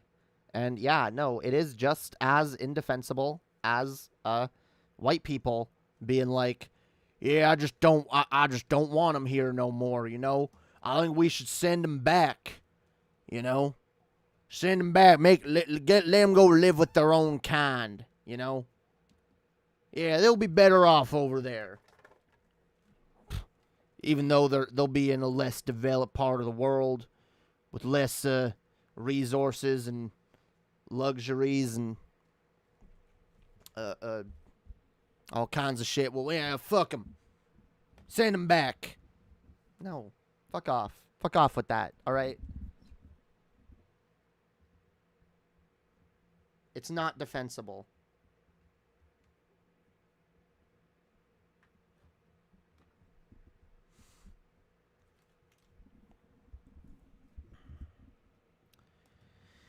People try to use Islam's anti-LGBT stance to justify Palestinian oppression. Yeah, that's fucked.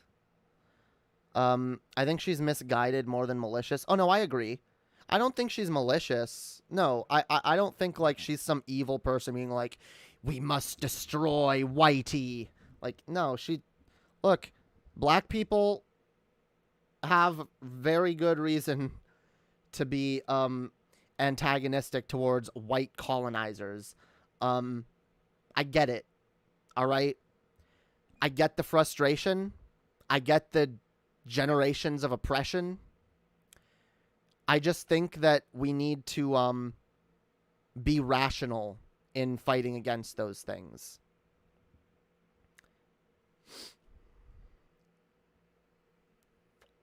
Do you think those pro-black leaders of the 60s were wrong too?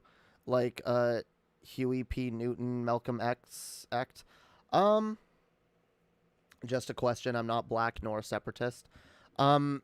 Yeah, no, I think Malcolm X and a lot of them did take it too far. But I also think that they were needed. And by the way, because like I don't know about Huey P. Newton, but I know Malcolm X later denounced a lot of the shit that he said earlier. But I do think that they were kind of needed for the more reasonable civil rights activists like Dr. King to be taken more seriously, right? If you see like crazy black separatists running around like Malcolm X being like, you know, like we gotta get away from the white man, you know, and then you see like Martin Luther King being like, well, no, we need to you know, we need to all love each other and, you know, live together in harmony, you know. You're more likely to listen to someone like Martin Luther King rather than like if it was just him and there was no like further left like a further like more radical perspective to contrast it to. Yeah, Malcolm X was based at the end, and he was right about defending yourself. Pacifism isn't the answer. Well, no, he was right about defending yourself. Like, it just depends, like, how you're going to go about it. And, like I said, some of that stuff does kind of go too far, but they, the founder of the Black Panther Party, yeah, like I said, some of them went a little further, and I don't agree with all of it, but at the end of the day, I do agree that, yeah, look, like I said, I tend to lean pacifist in most issues, but pacifism,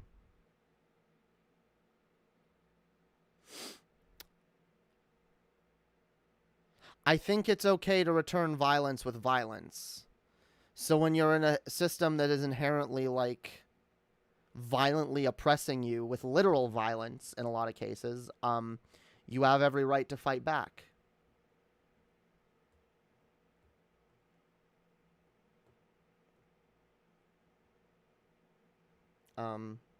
What do you agree with them on specifically? Or because okay, I'm not as like super well educated on these things as some people are. Um, but from what my understanding is that like Malcolm X was like very used a lot of violent rhetoric, used a lot of like black separatist rhetoric in his younger days, and then he denounced that later. Um, like I guess I don't know. I can see the defense of like the uses of violence when it comes to like freeing yourself from oppression.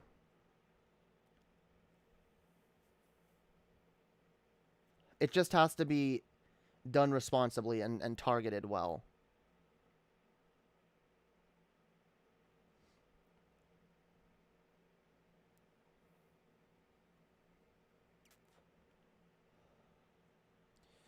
Cop hit you with a truncheon.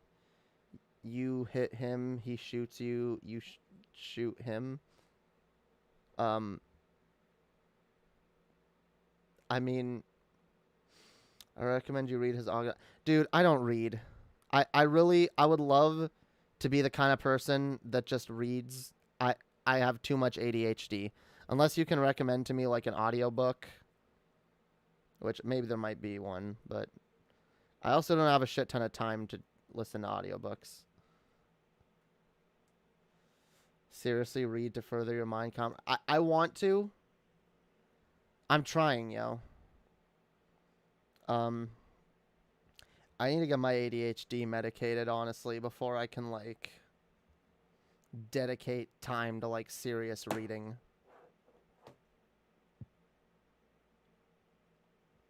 Because I can't, I really have a hard time focusing on reading.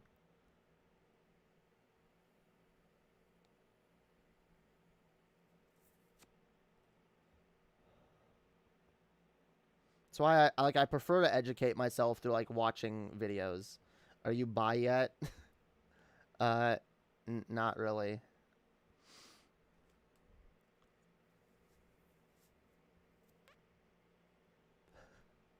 I love how is this just gonna be like an ongoing thing with the chat? Y'all are just gonna be like, oh, are you bi yet? Do you like men yet? And I'll be like, no, no, I like girls, right? You can't help what you're attracted to, all right? Just like, y'all are looking at me and you're like, God damn it, why do I have to be attracted to this lesbian, you know? Well, I'm like, well, yeah, I'm attracted to girls. That's who I am. It's what I am, yo.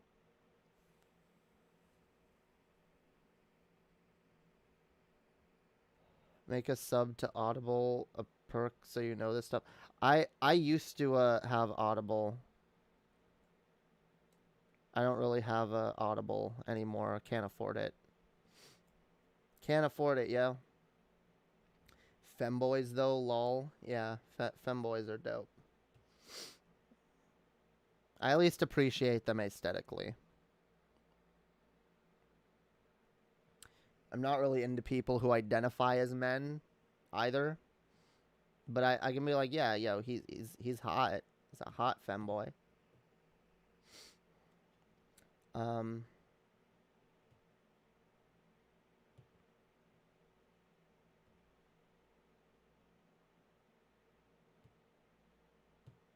Then how can you be educated in such topics if you can get in a conversation with an opponent who disagrees with your philosophy and ideological beliefs? You must learn, Jamie. Seriously, try to. I mean, I am learning shit. I'm always like making an effort to educate myself and shit. There's different ways to educate yourself. I'm really sick and tired of this idea that the only way to educate yourself is by reading. Is it a good way to educate yourself? Sure, probably. Is it the best way to educate yourself? Maybe, but it's not the only way.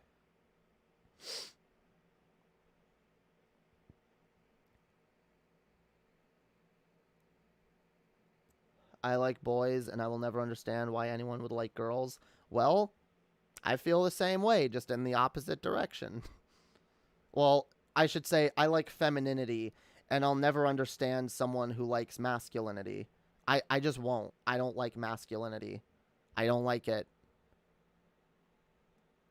I'm not just like um I'm not just turned off by exhibiting those traits myself. I'm also turned off by being around them.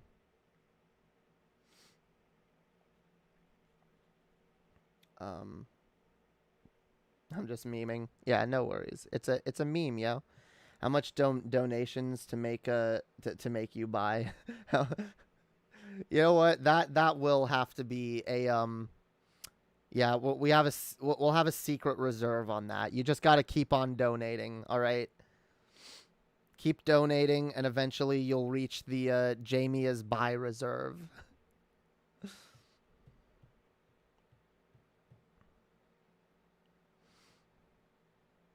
I mean, hey, on the bright side, for those of y'all who are down about me not being bi, I am planning on making some form of an OnlyFans here soon. Like I've said, I don't plan on going like full nude or anything, but like I kind of do want to have an OnlyFans. I think it would be fun. It just ain't your type of hype, yo. Yeah, exactly.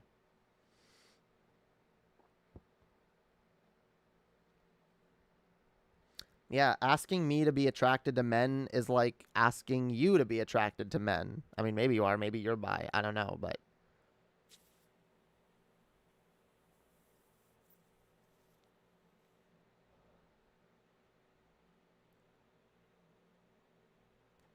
god damn it.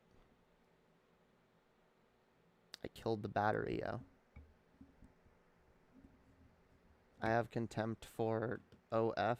What? See, you can learn however you want. Just reading is a bit better for the brain. I read once in a while as well, and if you need a short way to learn, read from Wikipedia and have a playlist of vids. Yeah, I do go to Wikipedia from time to time to learn some shit, but it's just like sitting down and reading a book. It's so hard for me. It is really fucking hard. I am not a reader. And my ADHD is like too out of control. Like I can't. I've tried. I try. I have books. I own books.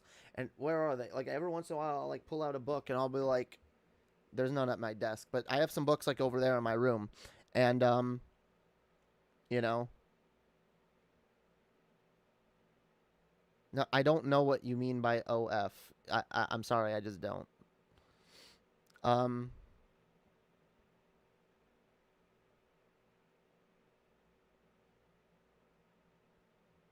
yeah, what was I saying?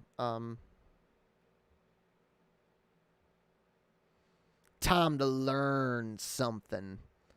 Learning is good, yo. Learning's dope. And I try to like most of the videos I watch on YouTube are like educational shit. Shit that's like educating me on stuff.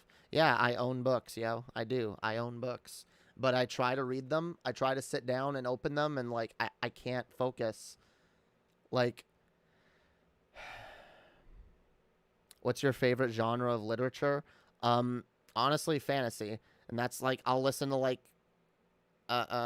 fantasy or like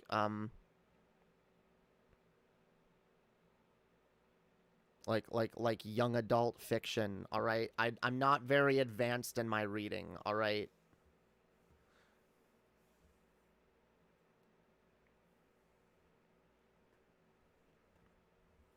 And even by the way, even reading stuff like that, oh, OnlyFans, okay. Um no, I have contempt for OnlyFans as well. Um I do want more I'm gonna I am still gonna use OnlyFans, but I'm also gonna use an alternative websites as well. Um, but I'm not gonna say no to a potential other form of income. All right, especially when I really do need the tips. Yeah. Um,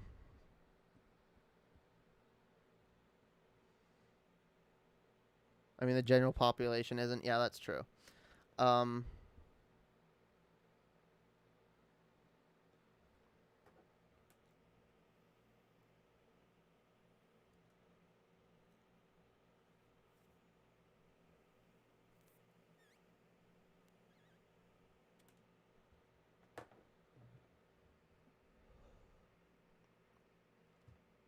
Vaping too much, yo. Vaping that Girl Scout cookies. Girl Scout cookies, yo. Best weed in the world. Hells yeah. That's why I'm hoping this new job pans out. I understand the income issue. Yeah, it sucks. It sucks. Like I said, I'm disabled. I have a lot of issues, and I really am not in a place where I could even like handle a regular job. And so yeah, trying to get back on disability, tough, but that's what happens when you end up staying in another country for love. Or what you think is love. Alright, anyway. Just for Fans is the sex worker run alternative. Yeah, true. I'm gonna use that as well. I'm in a state where only CBD is legal and not weed. Damn, that sucks.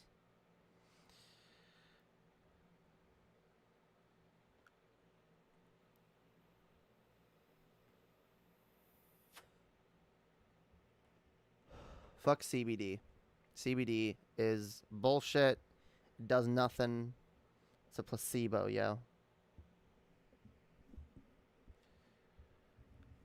Hey, I'm not being like, I don't read and I'm not gonna and I don't want to learn shit. No, I actually do want to read. Like I said, I have books that I would love to read.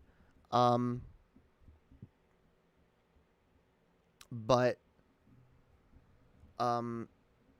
like I said, I gotta get my ADHD under control. I do. I need to be medicated.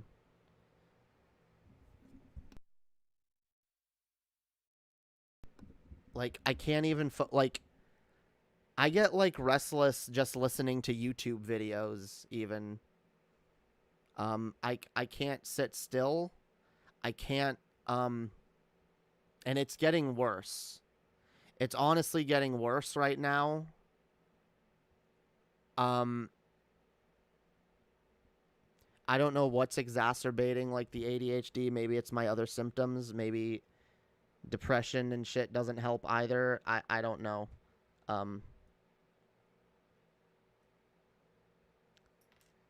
But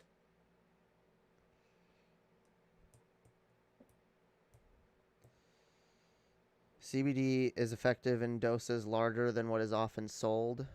Yeah, that's the problem. You get like this shitty little CBD. No, I do realize like you can.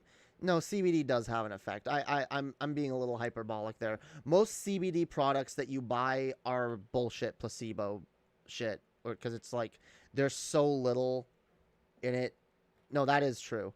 I've smoked legit like CBD flower before, and it helps in a very superficial way. But I'm like painfully aware of the lack of a THC effect, and like it just makes me like wish I was smoking THC, which is probably its own thing.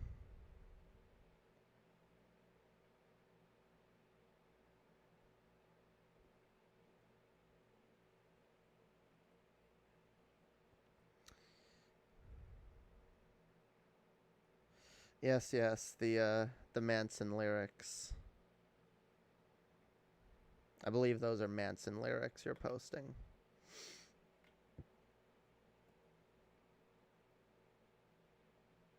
I know you posted Manson lyrics earlier anyway. Any stoner under 30 that says they were born in the wrong generation is a dumbass. Yeah, I agree.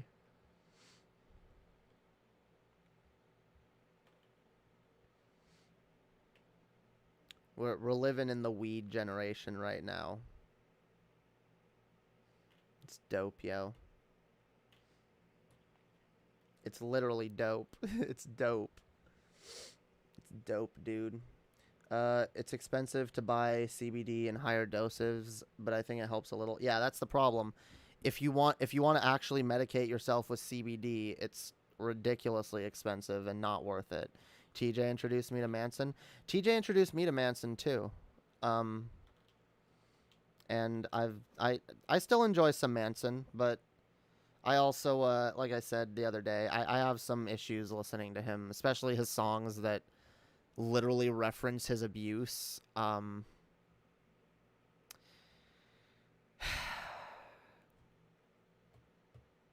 I think I've unironically become the kind of Manson fan that can only really defend his older shit.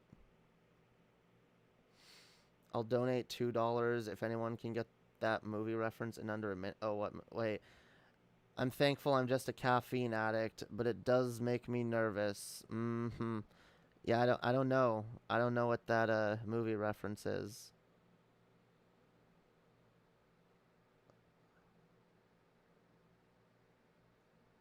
I don't know why, like in my head, I'm reading that in like a Mr. Poopy Butthole voice. Where it's like, I'm thankful I'm just a caffeine addict, but it sure does make me nervous. Yeah, that's not a good Mr. Poopy Butthole voice, but I feel like...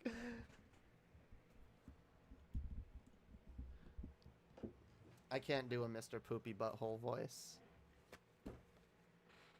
Hey, it's me. It's Mr. Poopy Butthole. Nah. Oh, jeez, Rick. See, oh, jeez, I can do the Morty voice. Oh, jeez.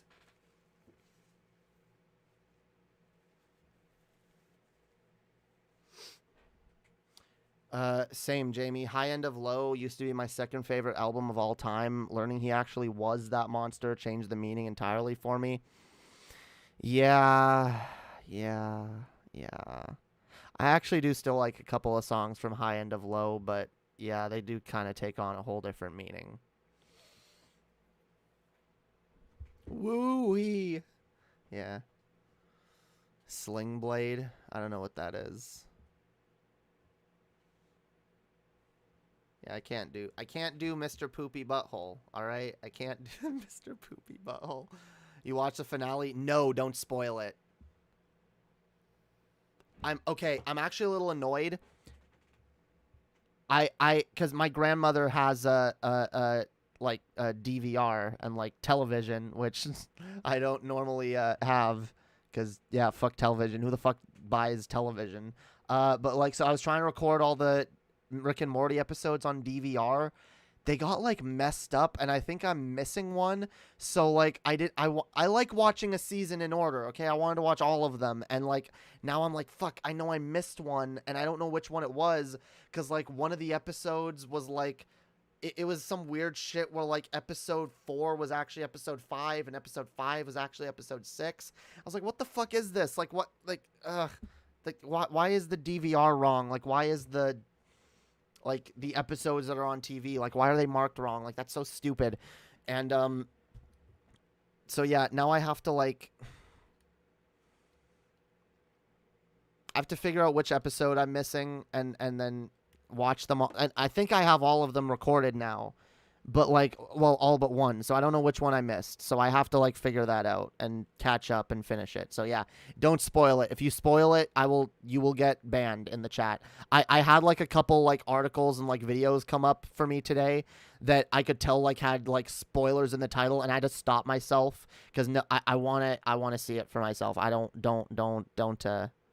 be a dick. I'm largely ignorant of the allegations and don't care to know. That's fine. It's something I haven't looked super deeply into it, but like, I don't know. Some of it does seem credible, and I just, I feel like the more I look into it, the more depressed I'm going to be by the situation.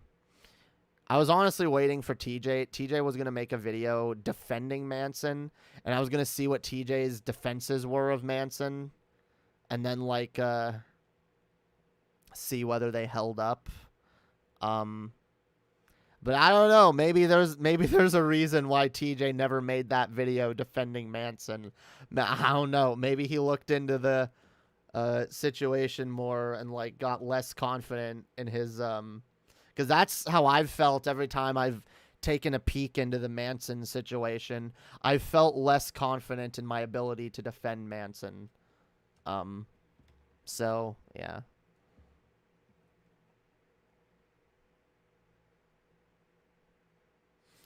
I've never been fazed by artists being monsters, to be honest. And honestly, at this point, you should assume that most artists are bad people.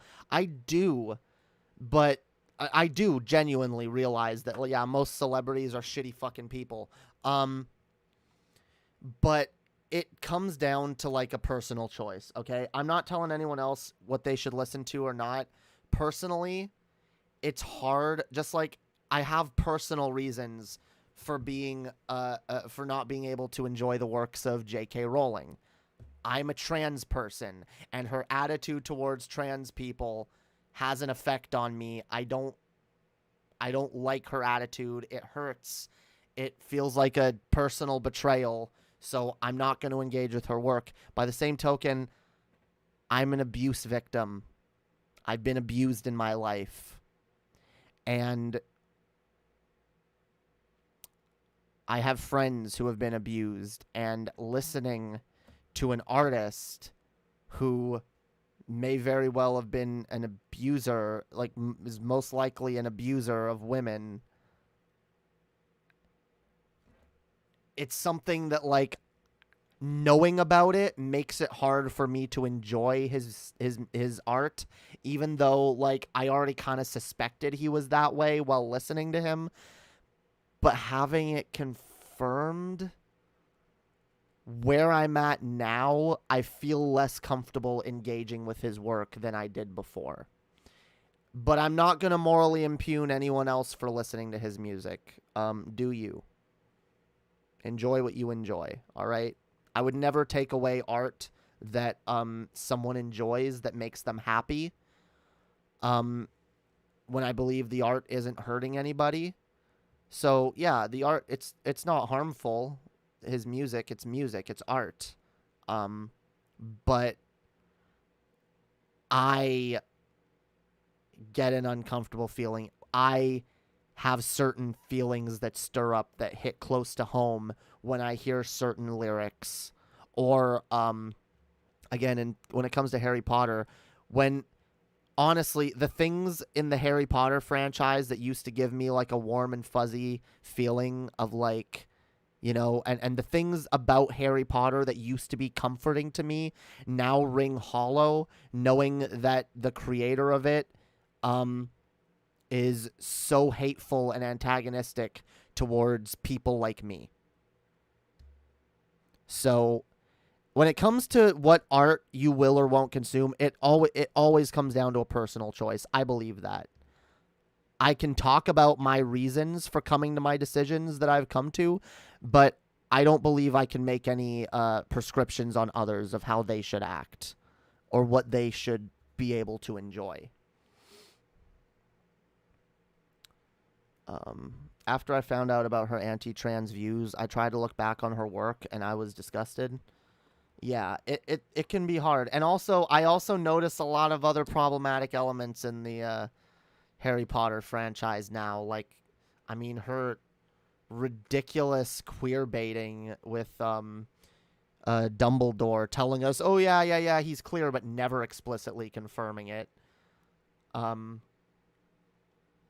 And then, like, the way she treats certain races in the Harry Potter universe, the way house elves are treated.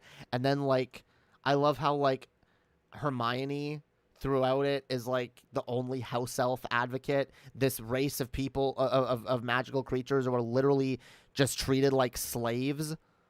They're literally a slave class that's never addressed in the series, never liberated. And Hermione's the only one who's trying to fight for their rights, and she's often dismissed and viewed as being annoying for doing so. And then there's also, like, the goblins, which are pretty much, a caricature of Jews. Like, there's a lot of really, really weird stuff. Harry Potter should be dead now anyway. Great books, great movies. Doesn't deserve constant attention. it's a part of our culture, and a lot of millennials grew up with Harry Potter, and it's still very important to a lot of people. All right, there's still people out there who make it a part of their identity. Like when I'm swiping on Tinder, literally there are people who like have Harry Potter fan as part of their Tinder bio. Some people are literally that into it, but it's wrong. That's the point. I mean, people enjoy what they enjoy, all right? Harry Potter used to be a very big source of comfort for me. Literally, I used to play the movies. I would put on any one of the movies whenever I was having a really bad mental health day. Sometimes, like, my grandmother would have to pick me up from school because I had a really bad episode in class or whatever, and I had to, like, leave. And I would go home. Don't just say that's dumb. Chill. I would have to go home and I would like put on Harry Potter because it was a comforting thing for me at the time. All right. It was a comforting thing for me at the time. It meant a lot to me.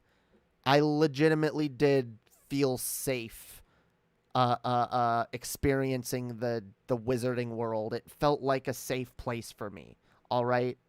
It was my safe space for a while. It was my escape. And I read and reread those books when I was a teenager, like so many times. And again, for a lot of people, it's more what it means to those people than the quality of the writing, all right? And for some people, it means more to them than other people. And for me, it did mean a lot to me. I had an emotional connection to Harry Potter. Ever since the first time I watched the very first movie, seeing Harry treated the way he was by his aunt and uncle, I absolutely could relate to that kind of abuse. Right down to like him being forced to like cook and clean and take care of the house, and that was me when I was a kid. You know? Whatever, like I know it's viewed as kind of a caricature of like, oh my God, how ridiculous, you know, they blame him for everything and they force him to do everything. No kid has it that bad, but yeah, some of us did. Some of us were in really abusive, horrible fucking situations, and all we could fucking dream about was getting a fucking letter from Hogwarts so that we could live anything other than the life that we had pushed upon us. So when you look at it from that perspective, I absolutely understand why Harry Potter has such an emotional effect on so many people. And I think it's really like short-sighted to just be like, it's overrated, it's dumb. Like, maybe her writing is definitely overrated, but the universe that she created, there's a reason why it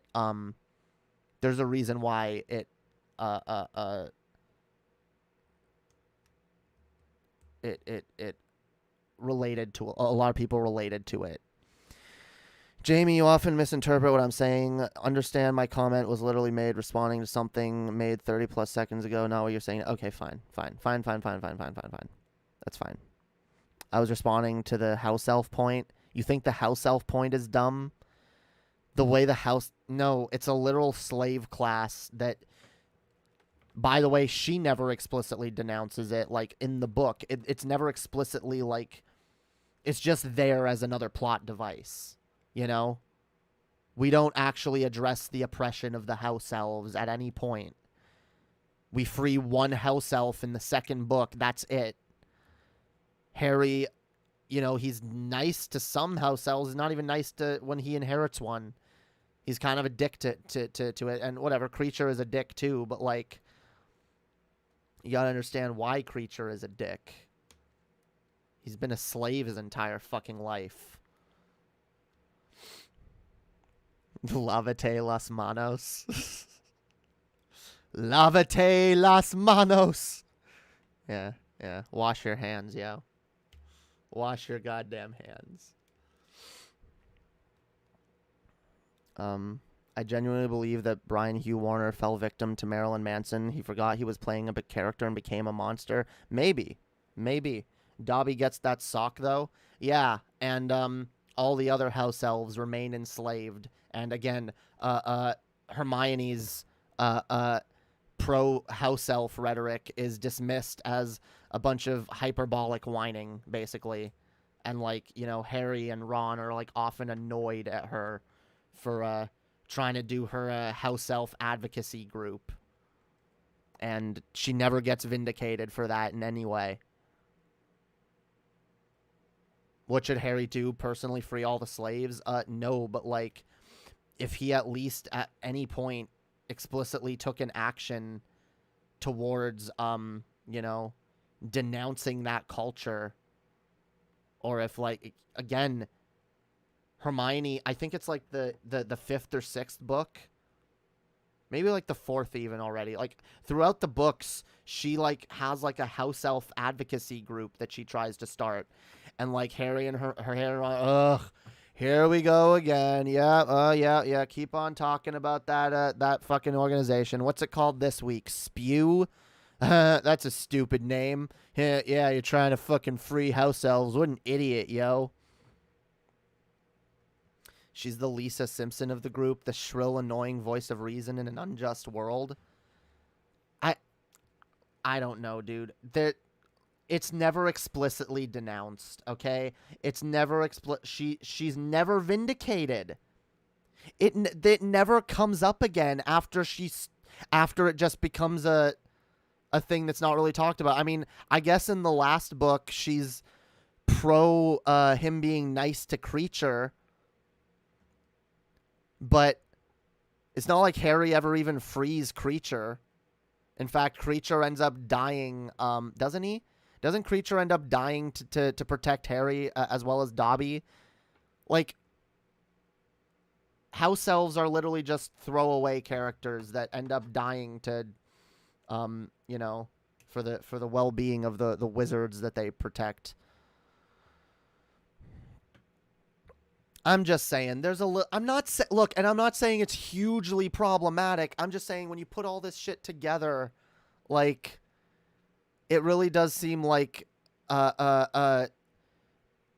J.K. Rowling's supposed support for minorities rings kind of hollow. And by the way, I do not defend her queer baiting when it comes to Dumbledore, all right? There's no excuse for it. None. Zero. She said in a tweet after the books had already come out, oh yeah, Dumbledore's totally gay. And then she doubled down on it and kept saying it. But then we got the mythical creatures, the mythical beasts movies.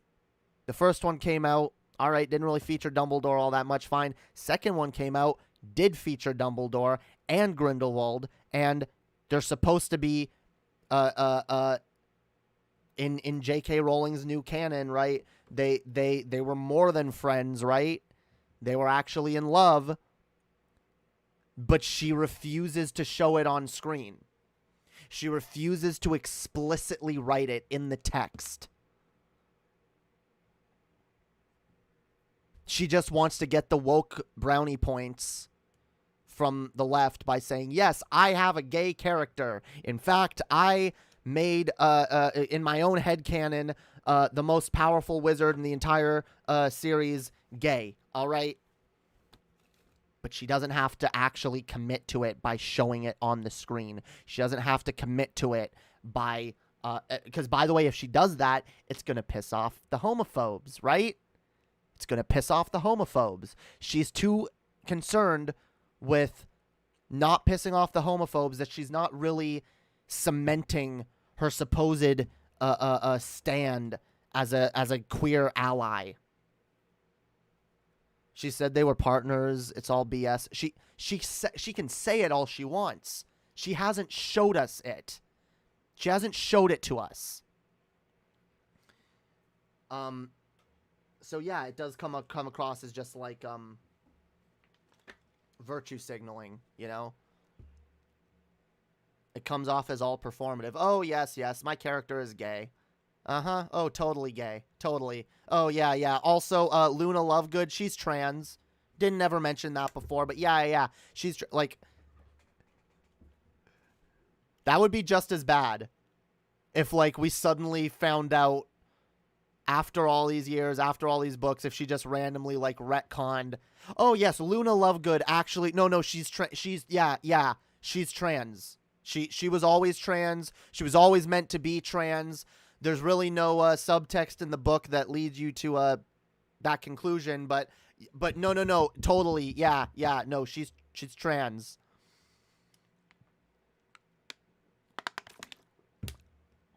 I would actually find that really based if you could go back in time and have her retcon that in before the writing of, like, the 7th book, and have it, like, somehow incorporated that she's yeah.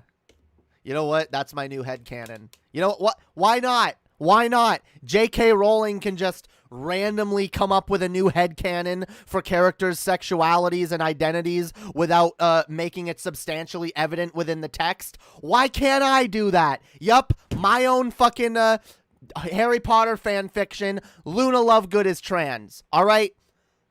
Fuck you. Don't agree with me? Fuck you. You're wrong. Luna Lovegood is trans. Okay? Luna Lovegood is trans. She's always been trans. She uses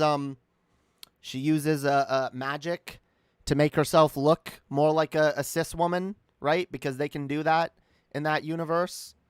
You know, she didn't have to transition medically because her father is really good at appearance-based magic, right? So her father made her look like the perfect cis girl, and she is trans. She was born a male. All right, that is canon. That's canon now. Fuck J.K. Rowling. She can disagree all she wants. I really do wish I was big enough to, like, make that a meme. Every once in a while, like, I come up with a really good meme. I'm like, dude, it would be so funny if, like, this gained, like, mainstream, like, mainstream prominence.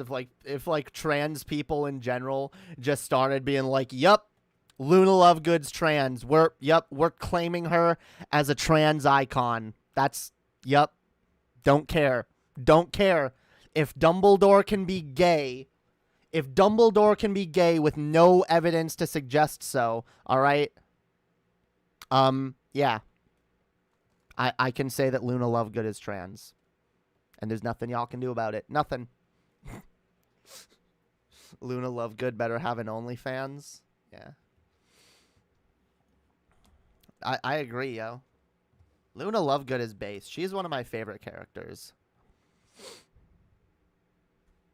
That's why I want to make her trans, because I like her. She's based.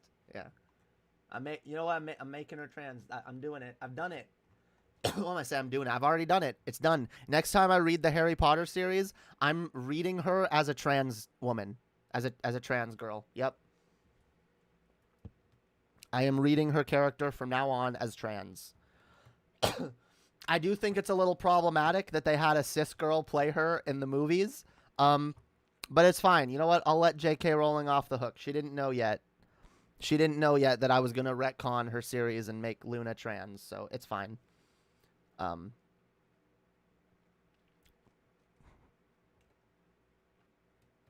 We didn't... Look, Hollywood wasn't woke enough yet, all right? We weren't woke yet, okay? We weren't woke yet. It's fine. I'll allow it.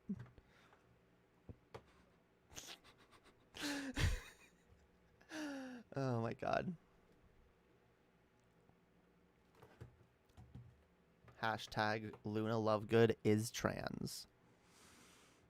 That would piss off J.K. Rowling. I really do think that would. If the internet at large was just like, yup, Luna Lovegood is trans now. You know she'd be molding. She'd be molding for days. Underhaven, more like Underhavent. Damn. under haven't. Dope, yo.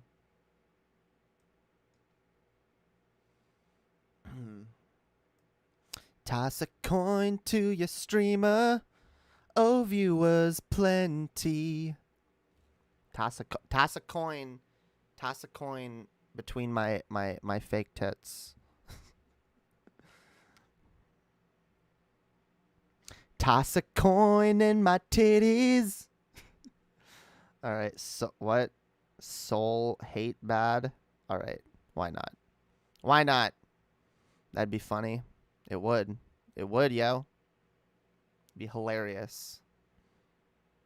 Let's do it. Let's piss off J.K. Rowling. Hashtag Luna Lovegood is trans. Hashtag trans Luna. Trans Luna. She need to be MTF though. Well, yeah, obviously. Obviously. That's what I just described. She's MTF. She was born a male.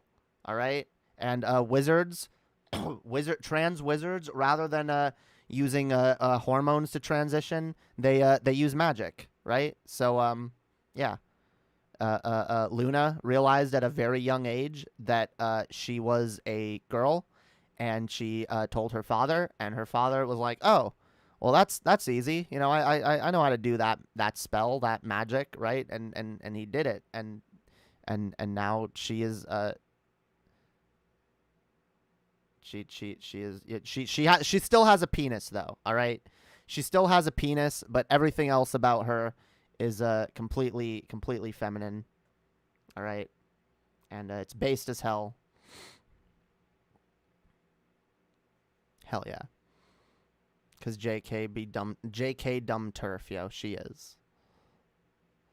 I was getting omega-3 peanut butter. All right, that's fine. You didn't hear my details, but yeah, yo, that's the canon now. All right, spread it to the world. Okay, spread it to the world. Guys, get me big, okay? As big as I get, as my channel grows, it's gonna be a meme, all right? This is part of the canon, the official Lady Hopium canon, all right? From now until the end of time, I will not let up on Luna Lovegood being trans, all right? She is trans. She has always been trans, and I will always push this as a meme. I will always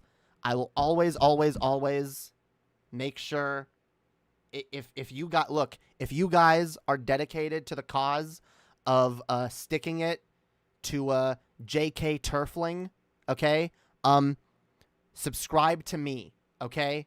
Subscribe to me and spread the word of Lady Hopium to the farthest corners of the earth, okay? This is what you can do to fight back against JK Turfling, all right? I actually kind of like that name for a JK Turfling. Come on, guys. A sub for me is a vote against J.K. Rowling. Okay, let's do it. Let's stick it to Rowling. Make me popular so I can make this meme popular. That logic follows, right? That makes sense. Why not? There needs to be a scene of her. What? There needs to be a scene of her minor walking in. You mean Hermione? Yeah, okay. Her minor. I don't. Okay. I feel like you. Okay. Of Hermione walking in on Luna being shocked in the dormitory. Yeah, that actually does happen. All right.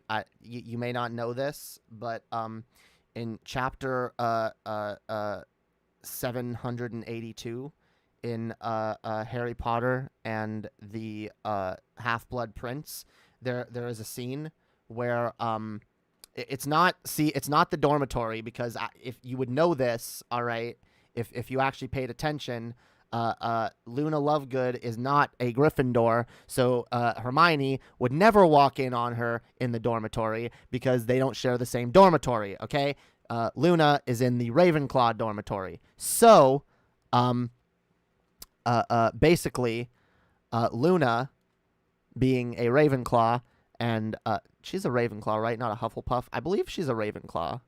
Yeah, because she's usually with the other chick that's a Ravenclaw. I'm pretty sure she's a Ravenclaw. Whatever. But yeah, she they do share the same bathroom, however. Okay, and so Hermione was once going to the girls' bathroom on the the one that Moaning Myrtle spends most of her time in.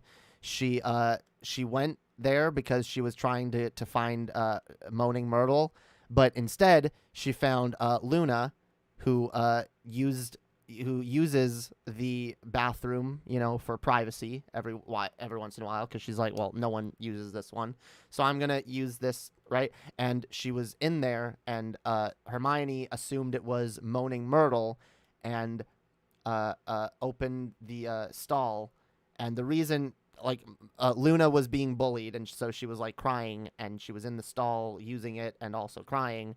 And Hermione opens it because she thought it was Moaning Myrtle, and she's like, "Oh, Luna!" And she's like, "Oh, Luna, Luna, Luna, Luna, Luna."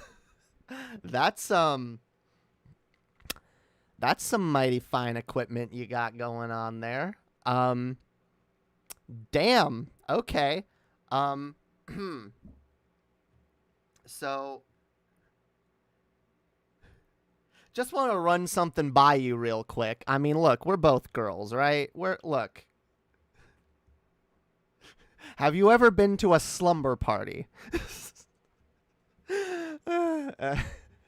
Yeah, because Hermione's with it, by the way. Hermione is bi, all right? Yeah, I'm going to make that canon, too. Hermione, I mean, she loves a good dick, but, a chick with a dick, that is her, secretly her greatest pleasure in the world. So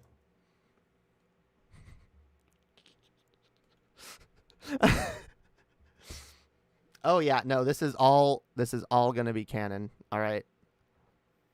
I never understood Moaning Myrtle. Moaning Myrtle might be the most terrifying thing in the Harry Potter world. She kind of is. It's kind of really sad. She's a girl that died. It's really dark. She's a girl that died in school, killed by the basilisk, and is she was bullied and had a horrible time at school, and then died, and is forced to relive that and have people being mean to her still, even as a ghost, and she can never escape and has to spend the rest of her eternity living there and being miserable. Yeah, always an outcast. Yeah, that is really fucking dark and sad. Another sad character that never receives any vindication. Another I mean, whatever. Not everything in a story can be pleasant,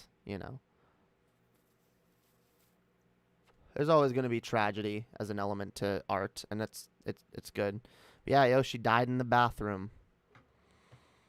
And she's horny for Harry. Like I said, I think she's more horny for Luna, all right? Especially when she realizes what Luna's got going on downstairs, all right? She's 100% down with that. In fact, so is Harry, okay? In fact, and see, this is something that takes place between the fifth and sixth book, all right? And this is before, or no, the fourth and whatever. Whenever they're all single still, right? So they're Harry and Hermione experiment. This is now canon. They experiment at some point. But they start dating. It's not that great. But then Luna gets involved, all right? And then they have all kinds of crazy three-ways and shit, and it's a lot of fun. But then Harry, he just he needs that He just desperately needs that Ron's sister pussy.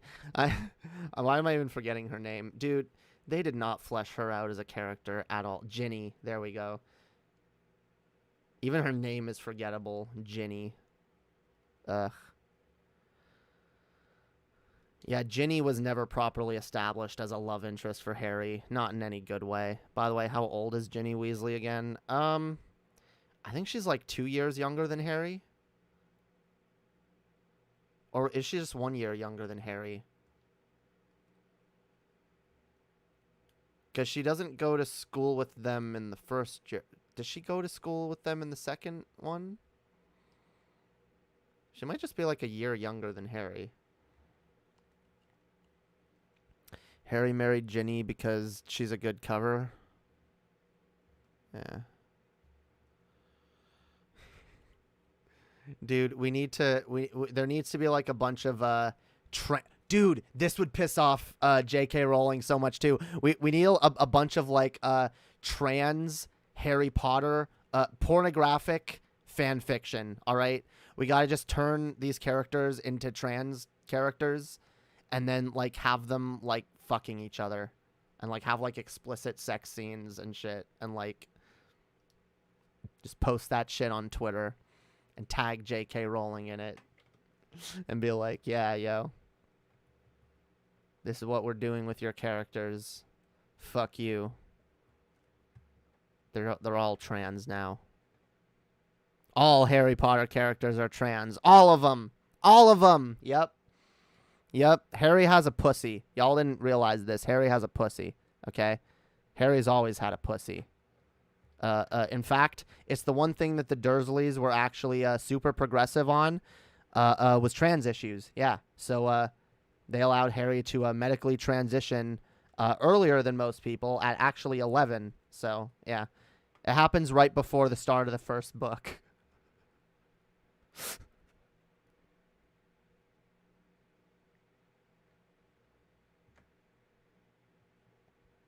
Hell yeah, next conversion is Moaning Myrtle. I'm gonna be honest. I when I was a kid and I first saw the Moaning Myrtle, I actually thought it was Daniel Radcliffe in drag. Is that mean to the chick who plays Moaning Myrtle? I thought it was Daniel Radcliffe in drag. They have a very similar face, don't they? They have a very similar face. Yeah, it wasn't until I saw her in Doctor Who, in that god-awful episode of Doctor Who, Love and Monsters. You guys know the one I'm talking about.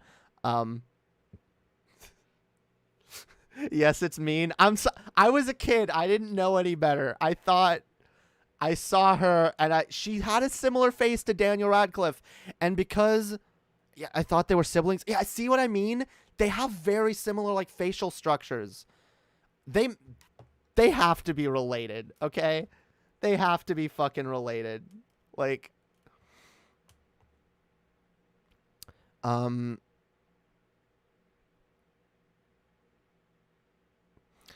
worst thing that got me was JK killed Fred but let George live. They both need to exist correctly. Yeah, I don't know. I did. I was sad when Fred died. But yeah,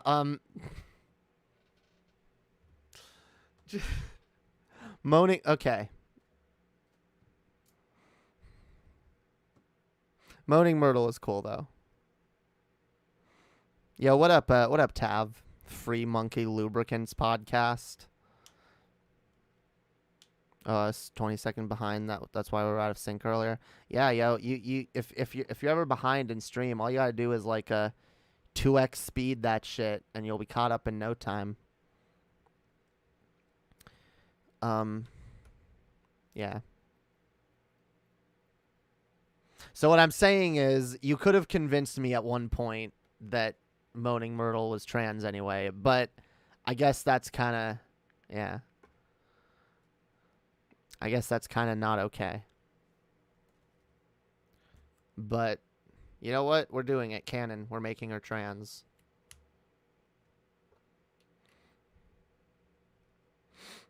Again, we need to stop having all these cis women playing all these trans women in Harry Potter, all right?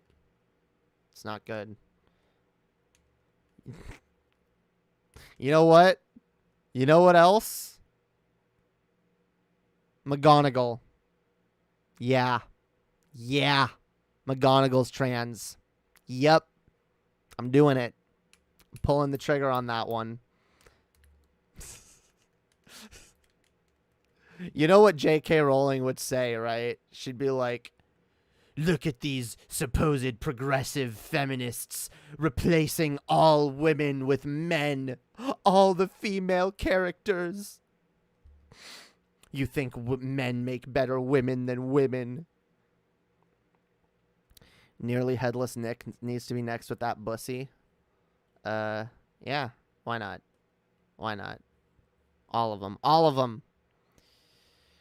She was good in a period drama movie called The Way We Live Now.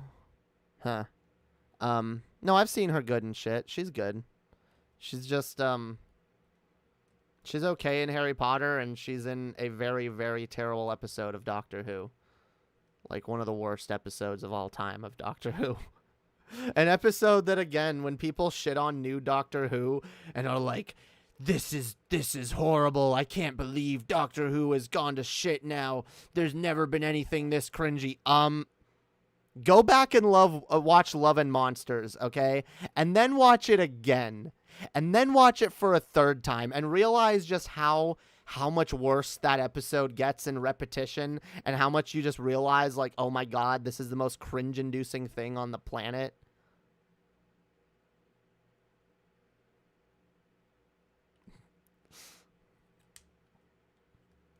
What service has Doctor Who? If you're in the States, HBO Max. If you're in Canada, Crave TV.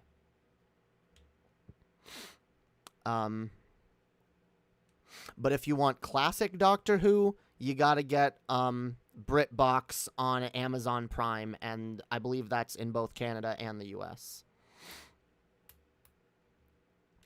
But yeah. I got Crave TV so that I could watch Doctor Who, because I do love me some Doctor Who. Yeah, I actually tried, because, like, when I first got back, Chess was like, you can still use my, like, HBO or Hulu or whatever. And I tried to, like, log into HBO. I was like, oh, they don't have that here. and obviously, Hulu is something else that they don't have here. Most of the things from both of those services, though, are on Crave, so...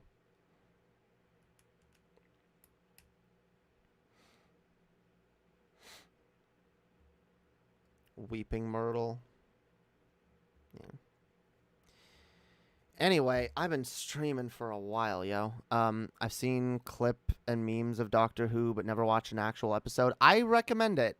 I really recommend watching some Doctor Who. If you're new to the series, maybe start with series 5, because starting with the 11th Doctor, Matt Smith, is probably the best entry point for new people.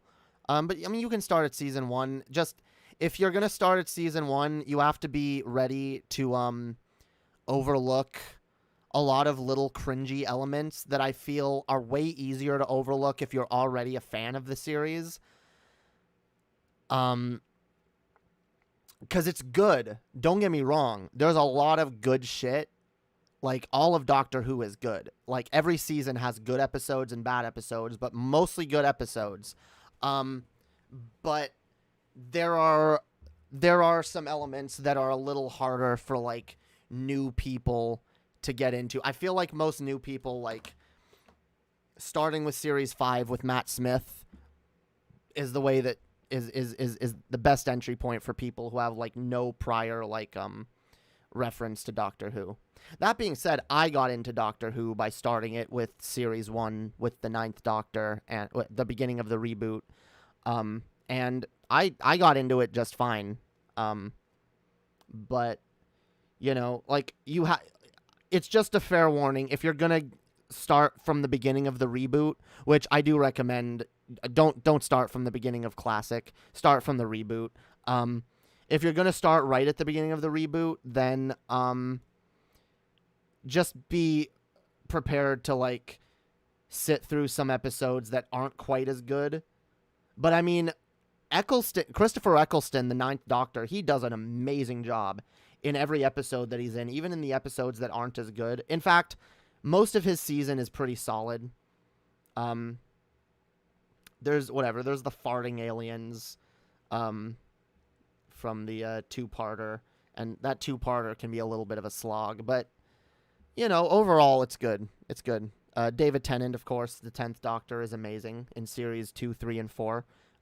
Really good Doctor, really good job, really great episodes. In fact, the episode that I recommend most people watch first is a episode with David Tennant. I believe it's an episode from series 2 or 3. No, it's from 3. It's just called Blink. And if you've never seen a Doctor Who episode, that'll probably be something that I'm already confused, so it's going on my 100 shows to watch eventually. Look, start it at the beginning of the reboot, all right? Just start it. Watch Doctor Who on whatever service it's on either HBO Max or Crave TV. Start it with the 9th Doctor.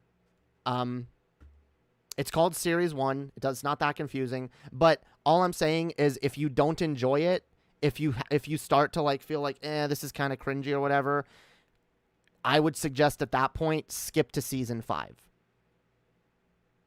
And because the show reboots pretty much every time there's a new Doctor. Although the first 2 Doctors of the reboot kind of got like mashed together because the first Doctor of the reboot ended up leaving way earlier than anyone expected him to. So the next Doctor got a lot of his stories that were planned for him and like a lot of the plot points that were planned for him. No, they're awesome Doctors and they're great episodes, but I know that there are some people that like they see like the farting aliens or like the giant plastic monster, the giant plastic recycling bin that swallows up Mickey in the first episode, and they're like, what the fuck am I watching? My point is that it's worth enduring whatever things that you think are cringy, because overall it is an amazing show.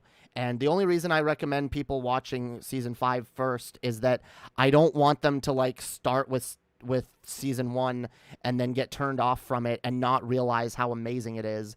I think if you start with the 11th Doctor, if you start with season 5, you're like, and you get to the end of him, you'll become a Doctor Who fan by the end of it, and you'll want to go back on your own and catch up on the earlier incarnations. But I think it's a valuable show. I think everyone should be watching it. I really do think there's something in it for everybody, and it's really, really good. If you're someone that just likes binging shows, then it shouldn't really matter. When I tell people to go to season 5, I'm talking to people who don't really like binging shows and want something that's like gonna keep them fully engaged at all times and is never gonna like be slow on any level. Because there's a couple slow episodes, but they're worth watching. Even the not as great episodes are still worth watching. Honestly, this is just making me want to start at the beginning of the show. I love cheesy sci-fi, especially vintage. Yeah, some people really love that. Some people are really turned off by it. So, depends on what you're into. Is classic really that bad? Classic is not bad. Classic is actually really fucking good.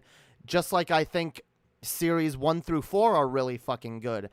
But it's not about whether it's good or bad. It's about how accessible it is to new people. All right? For people, maybe there are some people to whom like classic Doctor Who would appeal more than modern. To those people, I would say start with some Tom Baker shit. Start with the 4th Doctor.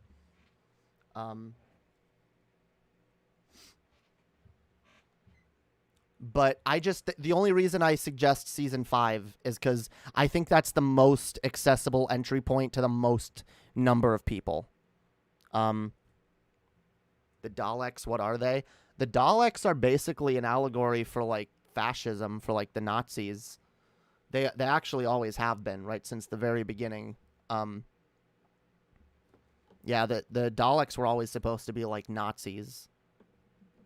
It's why they're very single-minded, very nationalistic, very pro their own race, and very single-minded in their efforts.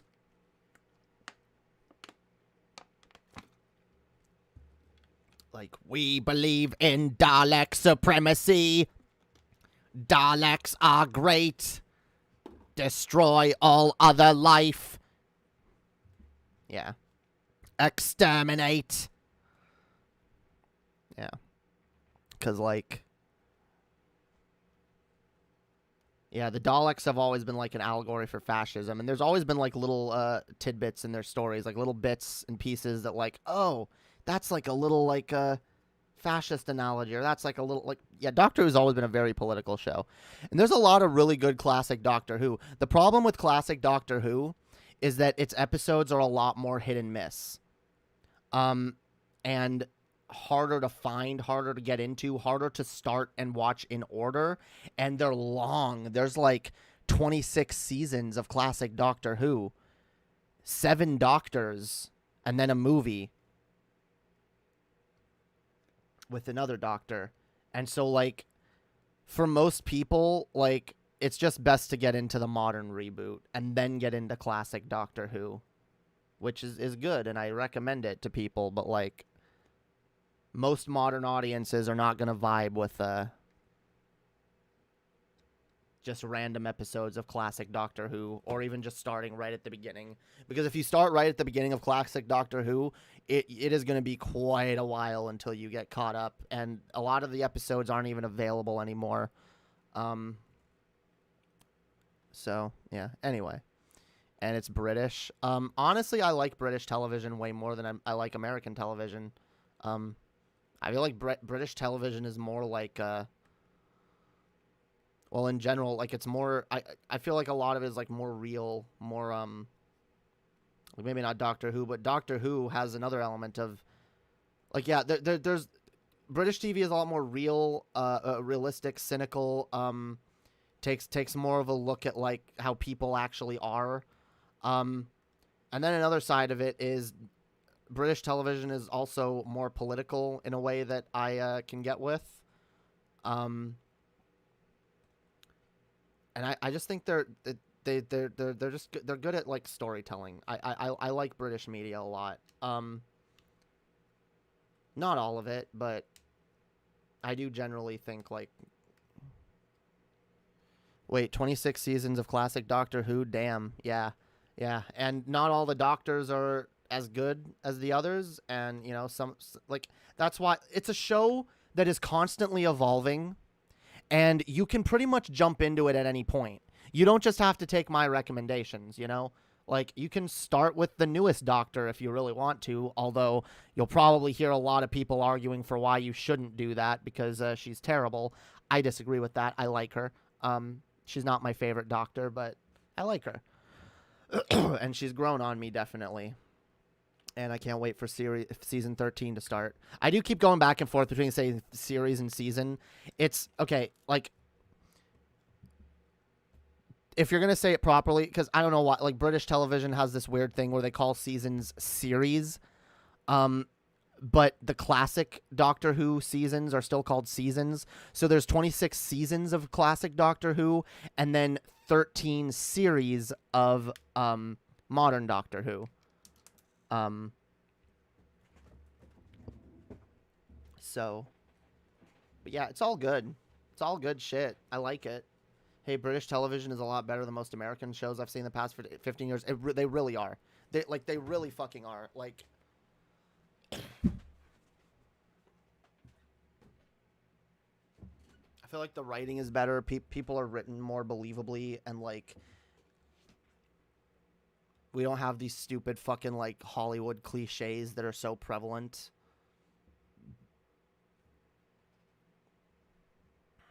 Anyway, I've been, okay, I streamed way longer than I wanted to. I love y'all. Oi, Jamie. Oi, what? What? Nah, if y'all want to keep me here longer, y'all have to keep donoing. Y'all gotta keep tipping, because otherwise I got a piece, yo. Not gonna lie, I kind of wish each Doctor had 5 seasons instead of 3. I know not only would many actors and production members would not want to do it for that long, but actors age well, but still imagine it. Yeah, no, I agree. It would be nice if we could have had certain Doctors for longer, and we could especially because like Jodie's first season was not very good. I'd love to see her like have more time to like settle into the role.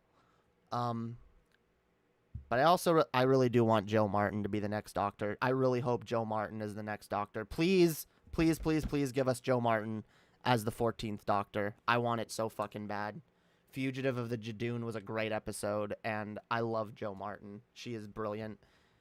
And she made me believe her as the Doctor quicker than Jodie ever did, so I want her. And yeah, I want to see what happens next with Doctor Who. That's the other thing. Like, if you keep the Doctor too long, it gets stale. It gets stale. And the nice thing about Doctor Who is that it's always changing. So I want to see what Doctor Who becomes next. I'm excited for it. I'm always excited for more Doctor Who. Anyway, I love y'all. Thanks for chilling. Thanks for hanging out. Like I said, I'm going to be doing my politics stream probably tomorrow. I put it off because I just wasn't in the mood for it tonight. But hell yeah, like, share, subscribe, become a patron. Also, go check out my music. It's now on all major music streaming services like Spotify and Apple Music. You can find me as Lady Hopium. Go listen to my music. Go give it all the plays you can. You know, go check it out. And follow me on there, and you'll be able to get my new music when it's released. Go do that shit. Go or listen to it here on YouTube. It's everywhere. All right. You can find my music everywhere. All right. You can also find me everywhere pretty much as Lady Hopium on Twitter, on Instagram, everywhere. Go follow me places. All right. And hell yeah, consider becoming a patron. Only $2 a month gets you access to all my private shows and gets you special Discord roles and ton of shit. But yeah, even if you can't do that, I just appreciate y'all hanging out, chilling. And I hope to see y'all next time for our next Hopium hangout. So everybody have a great night, and we'll see you next time.